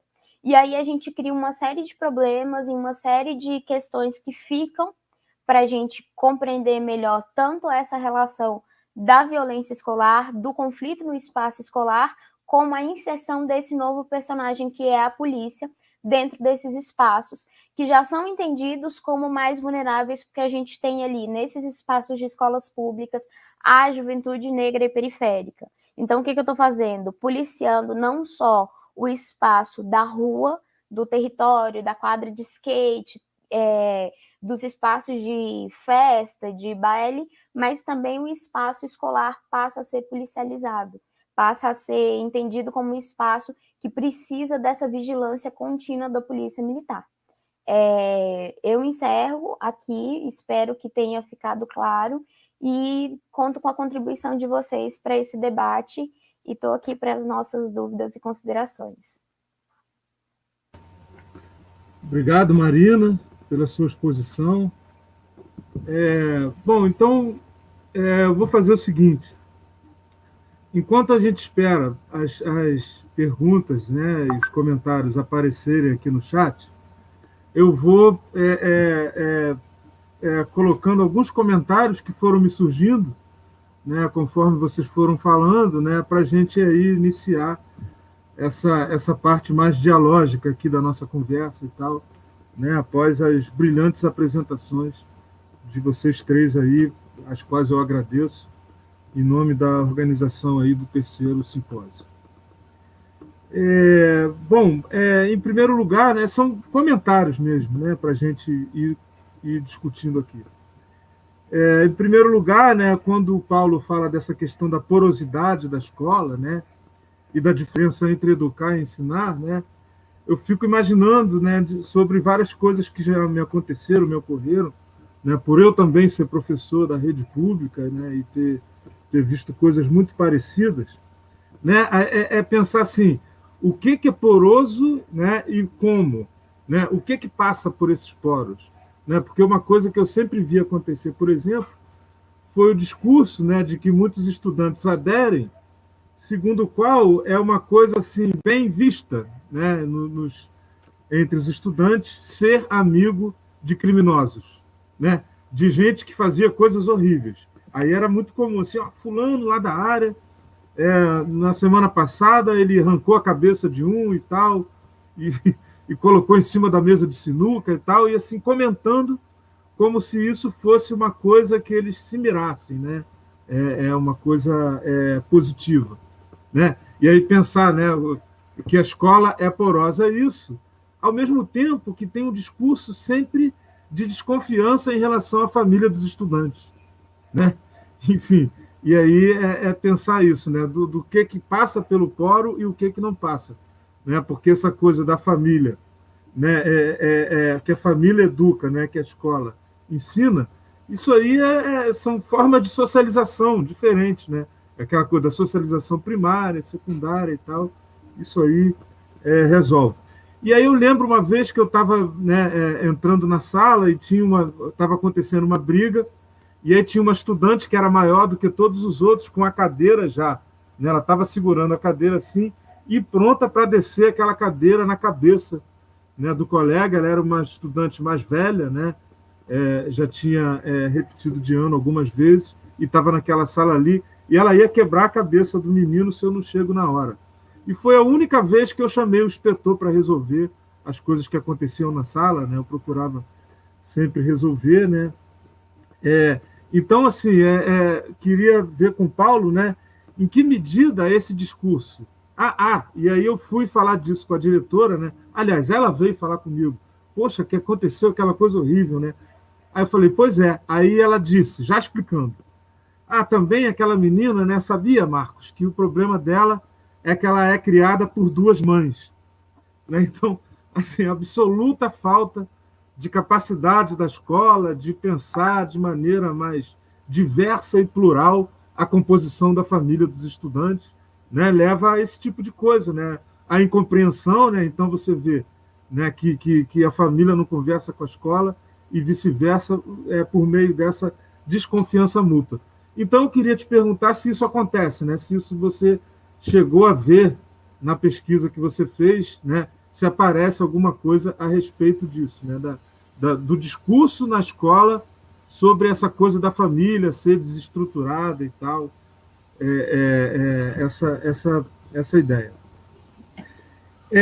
Na fala do Marcelo, né, quando ele estava falando do protagonismo do hip hop, e aí eu estava lembrando realmente das pesquisas que eu tenho feito com essas pessoas, né, que empreendem, né, fazer roda cultural, né, nos espaços da cidade, que vários estudantes frequentam essas rodas culturais, isso é falado também na escola e tal. E aí eu fiquei me lembrando, né? Eu fiquei pensando do quanto, né? Essa coisa da cultura hip hop, que é difundida por meio de eventos produzidos na rua, usando inclusive gato de energia puxado do poste e tal, né? E que tem um alcance muito grande, né? Porque eles gravam todas essas batalhas de rima que acontece, e isso é transmitido, tem gente do Brasil inteiro que conhece, né? Essas batalhas de rima, essas rodas culturais. Ou seja, isso dá um protagonismo, né, por assim dizer, ao jovem, né, que está na periferia, as corporalidades negras e tal, os caras têm algum protagonismo. Mas aí fico pensando, assim, em termos comparativos, contrastivos, né, com o sucesso musical, por exemplo, quando eu comecei a ouvir rádio, que era criança nos anos 80 e tal, e que as pessoas que faziam sucesso musicalmente no Brasil, né, entre os jovens, eram todos jovens da classe A, né, gente viajada e tal, né, que os pais também já estavam no meio da música e tal, enfim. E era uma coisa assim que existia um certo romantismo na marginalidade, assim, do rock and roll. Né? Eu fico me lembrando uma vez que eu li uma entrevista do Cazuza, né, que era um desses jovens, que eu estou falando que fazia sucesso com música naquela época, e que o Barão Vermelho, né, a banda dele na época, foram presos, né, porque a polícia, né, chegou lá no hotel que eles estavam e pegou maconha e tal, aí foi todo mundo preso, e o próprio Cazuza não estava no hotel. Aí eu lembro dessa entrevista dele reclamando assim, pô, sacanagem, sabe?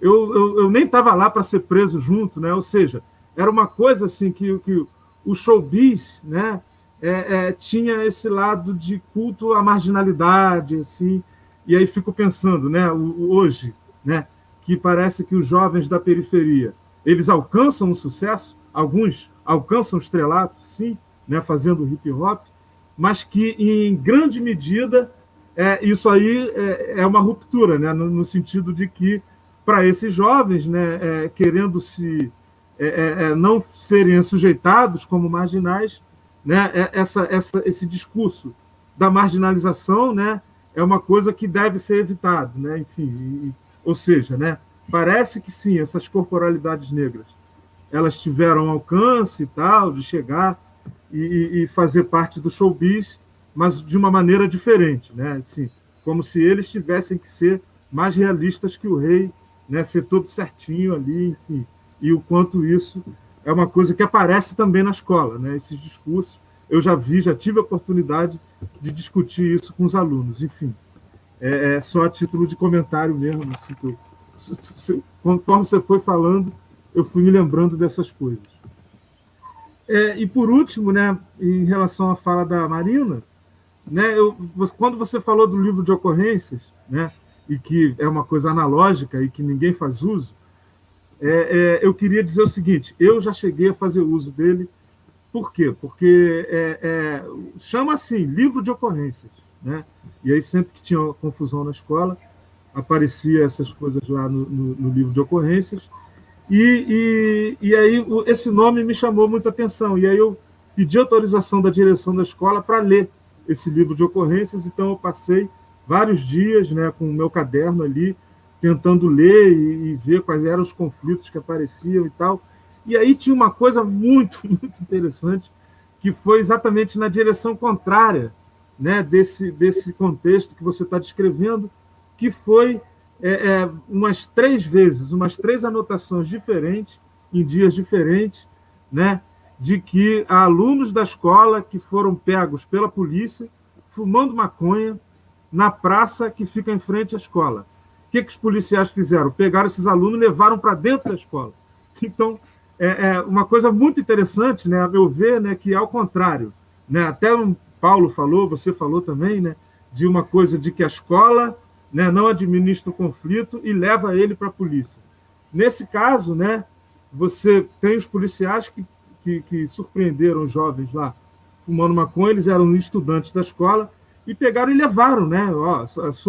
Eu sou policial tal, está aqui esse aluno, nós acabamos de flagrar ele ali fumando maconha, né, na praça ali, atrás da praça, e estamos trazendo para a escola. E aí o encaminhamento que a escola deu, que foi chamar o responsável, né, parece que foi uma coisa do ponto de vista, né, da administração daquele conflito ali, foi uma coisa que até, a meu ver, vendo lá o livro de ocorrência, resultou num tratamento melhor. E aí, só para dizer também, né, que, enfim, eu pretendo fazer uso dessas coisas que eu anotei do livro para escrever um artigo aí mais para frente e tal. Só para te dizer que é possível, sim, fazer uso desses livros de ocorrência aí que as escolas montam. Bom, e aí apareceu aí algumas perguntas, né, que a gente pode passar para vocês e tal, né, enfim. Vamos para as perguntas, então, pode ser? Eu vou aqui lendo, peço ajuda ao Breno aí, né, tem uma pergunta do Boris, né, pergunta para o Marcelo, perguntando se o Marcelo poderia elaborar mais sobre a parte final em que ele falou sobre a necessidade de focar no capital humano, em vez de no capital cultural.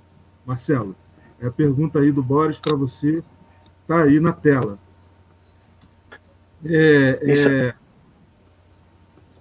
Oi. Vamos passar as perguntas, aí depois a gente faz uma rodada, pode ser? Pode sim, tranquilo, Marcos. Valeu.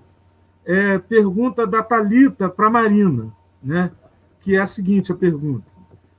Poderia comentar mais das semelhanças e diferenças entre hierarquia e disciplina das escolas militarizadas e demais escolas públicas?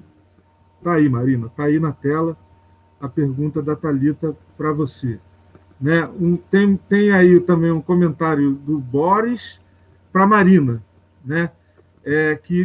O Boris diz o seguinte: seria interessante dialogar com os estudos sobre a relação entre família e escola em classes populares, né?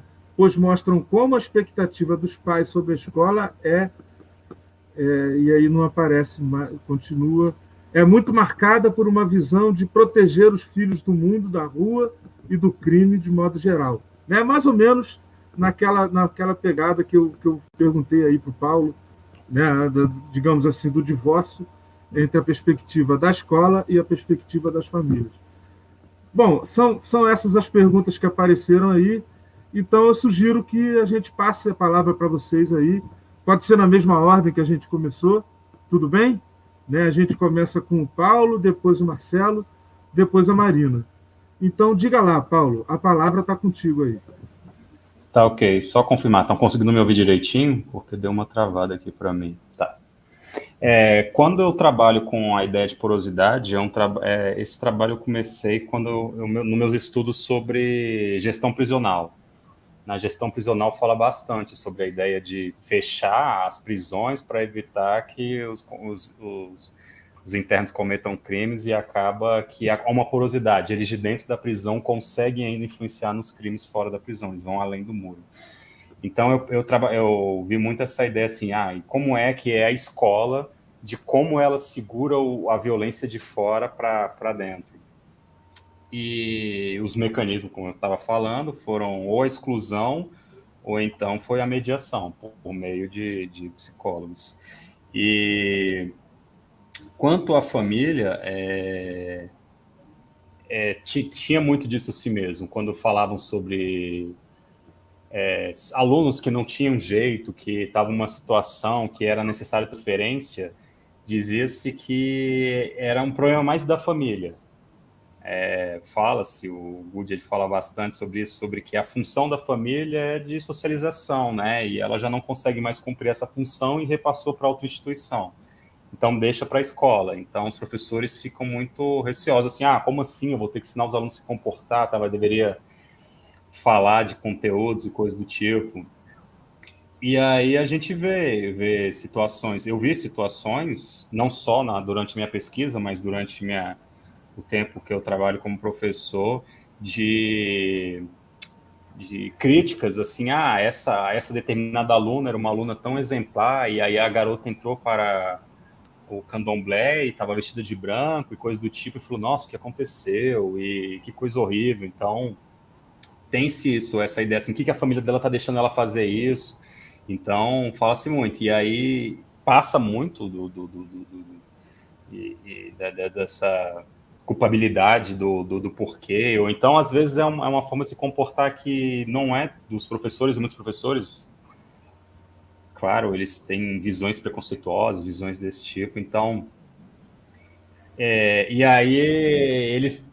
A escola ela é fechada para a comunidade. A gente sabe que a escola ela não está ali para receber. Ela recebe os pais no momento de buscar boletins, mas os pais, de forma frequente, fazer parte daquela vida, da vida escolar, ela não tem essa abertura, mesmo que ela fala que tem interesse, não sei o quê, mas aí quando chega um pai para poder resolver algum problema na escola, aí chega, eu já vi diversas vezes, chegou um pai aí querendo conversar com os professores porque quer saber da situação do filho. Os professores, que coisa, tem que deixar minhas coisas para ficar vendo o que o pai quer. Então a escola ela não é tão receptiva assim, ela tem uma porosidade sim. Ela fala muito da importância da família para ajudar na educação, mas de forma prática mesmo a gente não consegue observar isso tão bem. Valeu, Paulo. Marcelo? Bom, Veríssimo, você indica, né, a questão do hip hop e aí eu vou fazer um apontamento na sua exposição, na sua síntese, né, daquilo que foi provocado a partir daquilo da exposição que eu apresentei. Esse protagonismo, né, da juventude negra, de fato, o hip hop ele tem esse sentido, né? Então aqui, por exemplo, a nossa realidade diamantina, essas batalhas de MCs, né, essas rodas culturais, né, elas são produzidas como temos aí na cidade do Rio, né, em Niterói, São Gonçalo e na Baixada Fluminense, pelos próprios jovens, né? Então eles assumem esse protagonismo, né? Mas por outro lado, né, a gente tem a indústria cultural, né? Então essa relação da indústria cultural é que é muito perversa, né? Sobretudo para essa situação de assimilação, né? E aculturação da vida, né? Que é provocada por esse sentido, né? Quando o sujeito, ele digamos, participa e passa a ser, digamos, uma representação do mercado fonográfico, né? Então tem esse viés, ao meu ver, né? E conversando agora com o professor Boris Maia, agradeço muito pela questão. Na verdade, né, eu trabalhei a partir da perspectiva que o Bourdieu apresenta, do arbitrário cultural e do capital cultural, não é negando ele, né? Eu trago a percepção de também dialogar com o capital humano, né? O Bourdieu trabalha com diferentes capitais, né? E eu penso que o capital social ele tem sido um daqueles muito recorrentes nas classes média e a classe alta, principalmente a classe média, né? Ele comentou aqui com a Marina sobre a expectativa e estratégias, né, das classes médias e classe alta, principalmente classes médias, e as classes populares também, de pensar no ambiente escolar, né, e do processo de escolarização, né, dessa relação família-escola, mas eu busquei apresentar essa percepção do capital cultural a partir daquilo que o Bourdieu nos oferece sobre uma percepção de um arbitrário cultural, e aí eu trago também a leitura do Bourdieu quando ele menciona sobre os excluídos, né, do interior, né.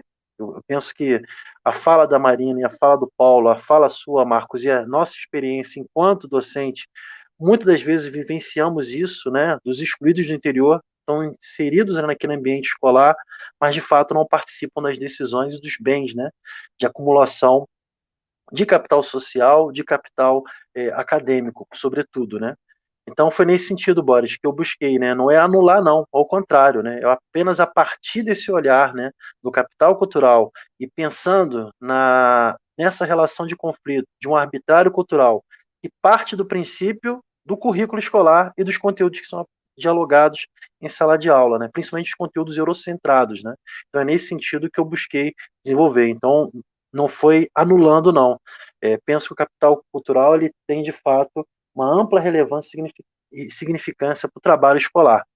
Mas, particularmente, a partir desse olhar de Bourdieu, eu me aproprio aqui em indicar, né? E aí é uma perspectiva da desenvolver essa ação de intelectualidade, de se apropriar dessa relação do capital chamado humano, né? Mas é em cima disso.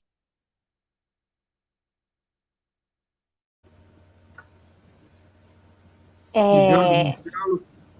Diga lá, Marina. Então, achei muito interessante a sua experiência com o livro de ocorrência. Eu acho que todo antropólogo raiz sonha em pegar aqueles livrinhos de ocorrência e dar uma folhada para saber o que se produz, até porque eu tenho uma percepção de que as grandes violências não começam enquanto grandes violências. São pequenos conflitos que deixam de ser tratados, que vão num ascendente, e aí se tornam grandes violências, e acaba que a gente se perde justamente por não fazer esse acompanhamento direto desses livros de ocorrências. Achei muito interessante essa questão desse encaminhamento que a escola dá, porque a polícia poderia trabalhar nessa outra chave, não de policiar o espaço escolar, mas no sentido de forma conjunta. Inclusive, a pesquisa que a professora Aide desenvolveu em Portugal se dá, que é justamente de um programa de policiamento dentro da escola, se dá nessa outra chave. A polícia não aparece como um ator externo para policiar o espaço escolar, mas como mais um agente do Estado para ajudar alunos que estão em situação de vulnerabilidade ou para dar um outro tipo de tratamento para aqueles alunos. Com relação à pergunta sobre a hierarquia e a disciplina, essa distinção entre hierarquia e disciplina nos espaços, nas escolas públicas e militares, eu acho que a gente parte de pressupostos muito distintos.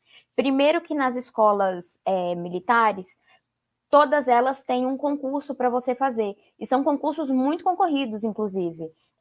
O ingresso na Escola Militar de Brasília é por meio de prova, no Dom Pedro também é por meio de prova. Se eu não me engano, o Dom Pedro, para a idade inicial, é por meio de sorteio. Mas o ingresso nessas escolas, ele é feito não de forma voluntária. O aluno não escolhe estar ali. E existe um acordo entre os pais e a escola de que a disciplina que será feita ali naquele espaço vai ser feita da forma X, Y e Z. Tem um manual do aluno, que inclusive na época que eu estudava no Dom Pedro a gente chamava de Código Penal e Código Processual Penal. Eles têm um conjunto de regras, esse conjunto de regras é delimitado entre advertência leve, grave, leve, moderada, grave, gravíssima, e cada uma delas tem sua punição. E é muito diferente também a forma como você pode punir dentro da escola militar e que você pode punir dentro da escola pública. Um dos principais modos que a escola militar tem de fazer é simplesmente expulsar o aluno. Então, é muito mais fácil você construir uma realidade adequada àquilo que a escola quer ou espera dela mesma, se você tira todo aquele aluno que não se adequa, que não é a realidade da escola pública. A escola pública é universal, ela é para todo mundo e ela tem por obrigação ser para todos. Tem por obrigação ser múltipla, receber todo mundo. E é essa realidade que a gente não vai encontrar dentro das escolas. Além disso, a gente tem um outro padrão econômico dos alunos. Os alunos são obrigados a usar farda, são 2 tipos de farda, uma farda para a educação física, outra farda para o uso cotidiano, é caro.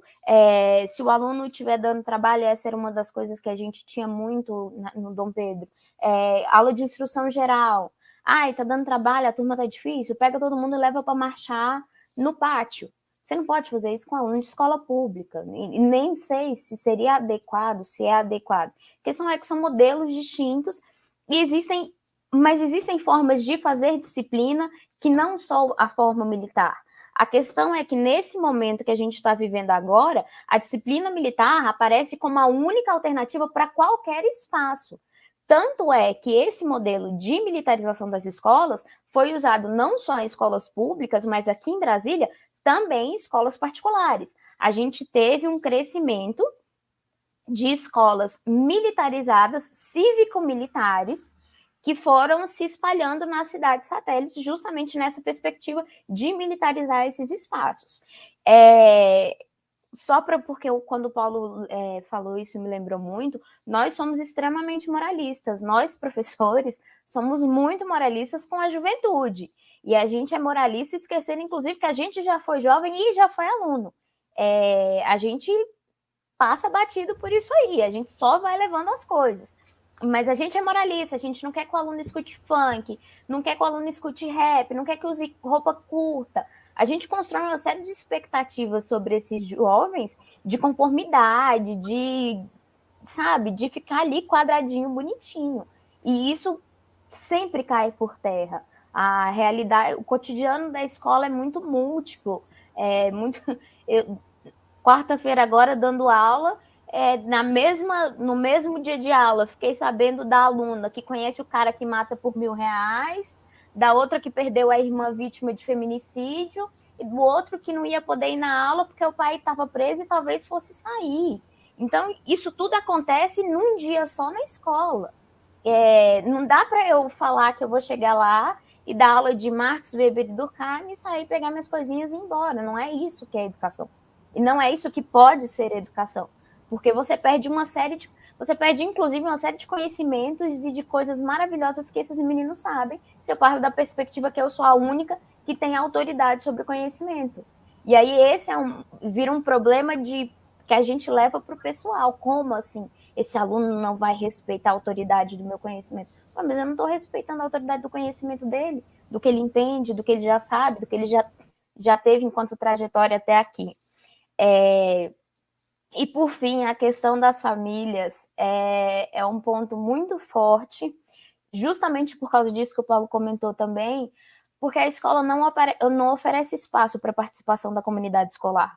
Fato é que a gente se tranca do lado de dentro da escola e fica ali dando aula e o aluno recebendo aula. Exceto a hora de pegar o boletim, ou quando o pai é chamado para resolver algum problema na escola, a escola não está ali disposta a receber o pai para uma feira literária, para um momento de festa, ou para qualquer outra coisa e qualquer outra possibilidade de contato que se possa construir ali. A gente recebe os pais ou para entregar a nota, ou para contar para o pai que o filho dele está dando algum tipo de problema na escola. Não existe uma construção de uma relação. Então, é muito difícil a gente falar que os pais estão afastados, sem abrir nenhum outro espaço de conviver, de dialogar. E outra, vindo de classes populares, a gente sabe que a maior parte dos nossos alunos passa a maior parte dos dias inteiros sozinhos, porque os pais e as mães trabalham durante o dia inteiro. Então, é preciso ter uma compreensão também do tipo de comunidade que a gente está atendendo e do tipo de relação que é possível construir dentro dessa comunidade. Acho que eu respondi.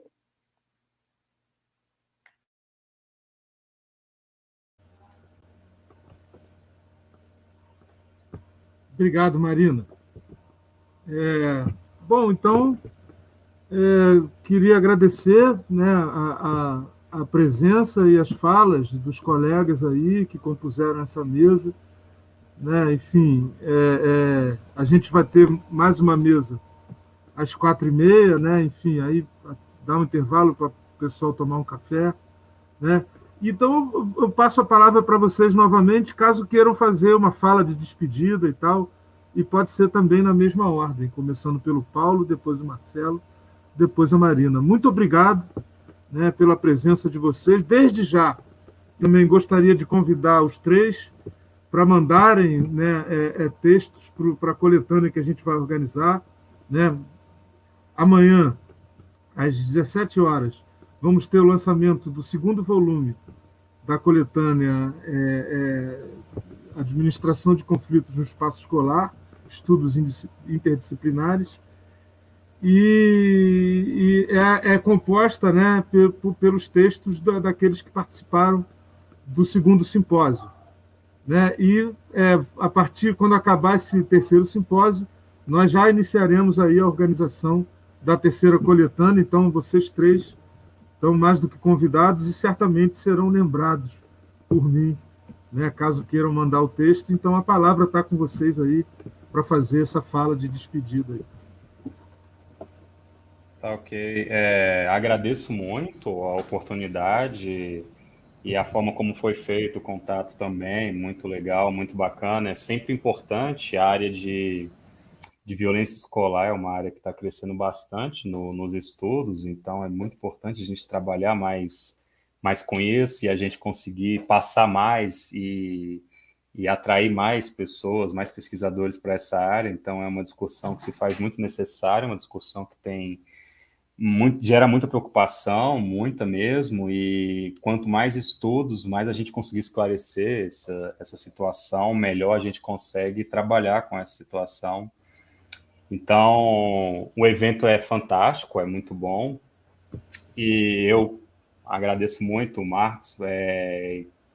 Quero dizer agora que já tem um tempinho que eu já estava com seu contato desde que eu estava na UFRJ, mas agora eu estou querendo reforçar mais os laços e a gente vai ver de fazer um trabalho. E qualquer ajuda, qualquer coisa aí, qualquer auxílio que puder dar, qualquer evento que tiver, pode contar que eu estou à disposição 100% para esse trabalho.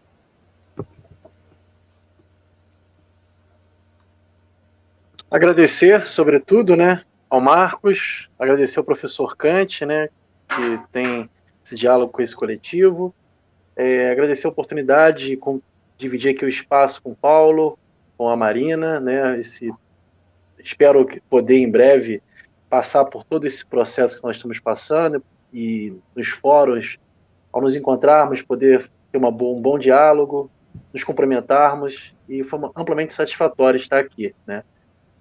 Só poder, a Giovana, né, Tabaque, né, ela traz aqui, né, porque eu cito a Lei 10.639 e não a 11.645.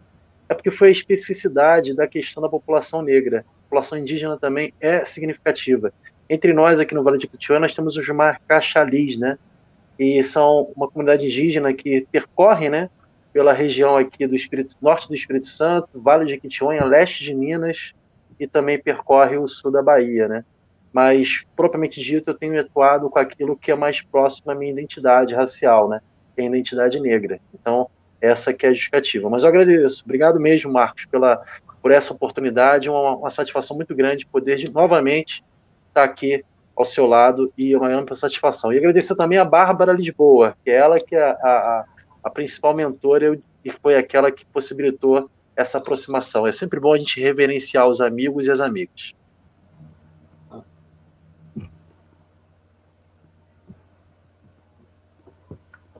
Eu queria só agradecer, é sempre uma ótima oportunidade de participar, eu sempre aprendo muito, acho que eu sempre aprendo muito mais do que eu consigo contribuir, e foi um prazer compartilhar esse momento com vocês. Concordo com o Paulo, a questão da violência escolar está latente, e a gente precisa se apropriar desses espaços e dessas discussões, especialmente para a gente que está nessa dupla inserção, tanto de sociólogo acadêmico, como de professor que está lá no chão de sala todos os dias, lidando com tudo isso acontecendo cotidianamente, esse novo ensino médio, tudo isso que está vindo aí nesse turbilhão de coisas, especialmente agora após a pandemia.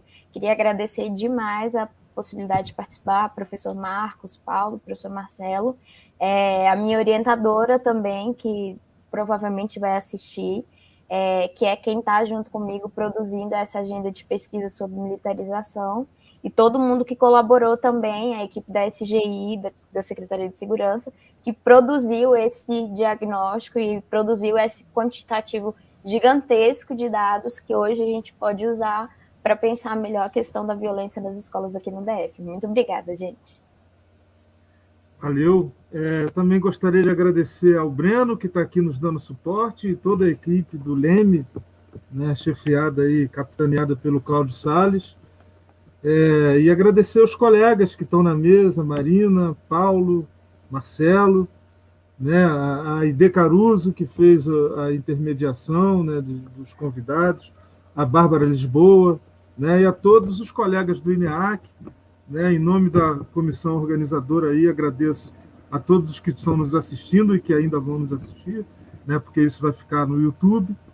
E gostaria de encerrar fazendo o convite para que todos possam estar na mesa 2 do nosso terceiro simpósio, né, que vai acontecer daqui a pouco, às 16h30, e cujo nome é Pandemia, Experiências de Ensino e Aprendizagem, né, que vai ter as apresentações da Juliane Basso, da UFGD, do Yuri Mota, da UF, e do Teodoro Teles, também da UF, com mediação da nossa colega Thalita Rocha, aqui do INEAC, e também professora da SEDUC.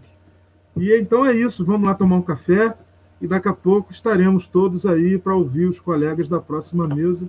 Muito obrigado, né? E sigamos então nesse debate que a gente começou a estabelecer e temos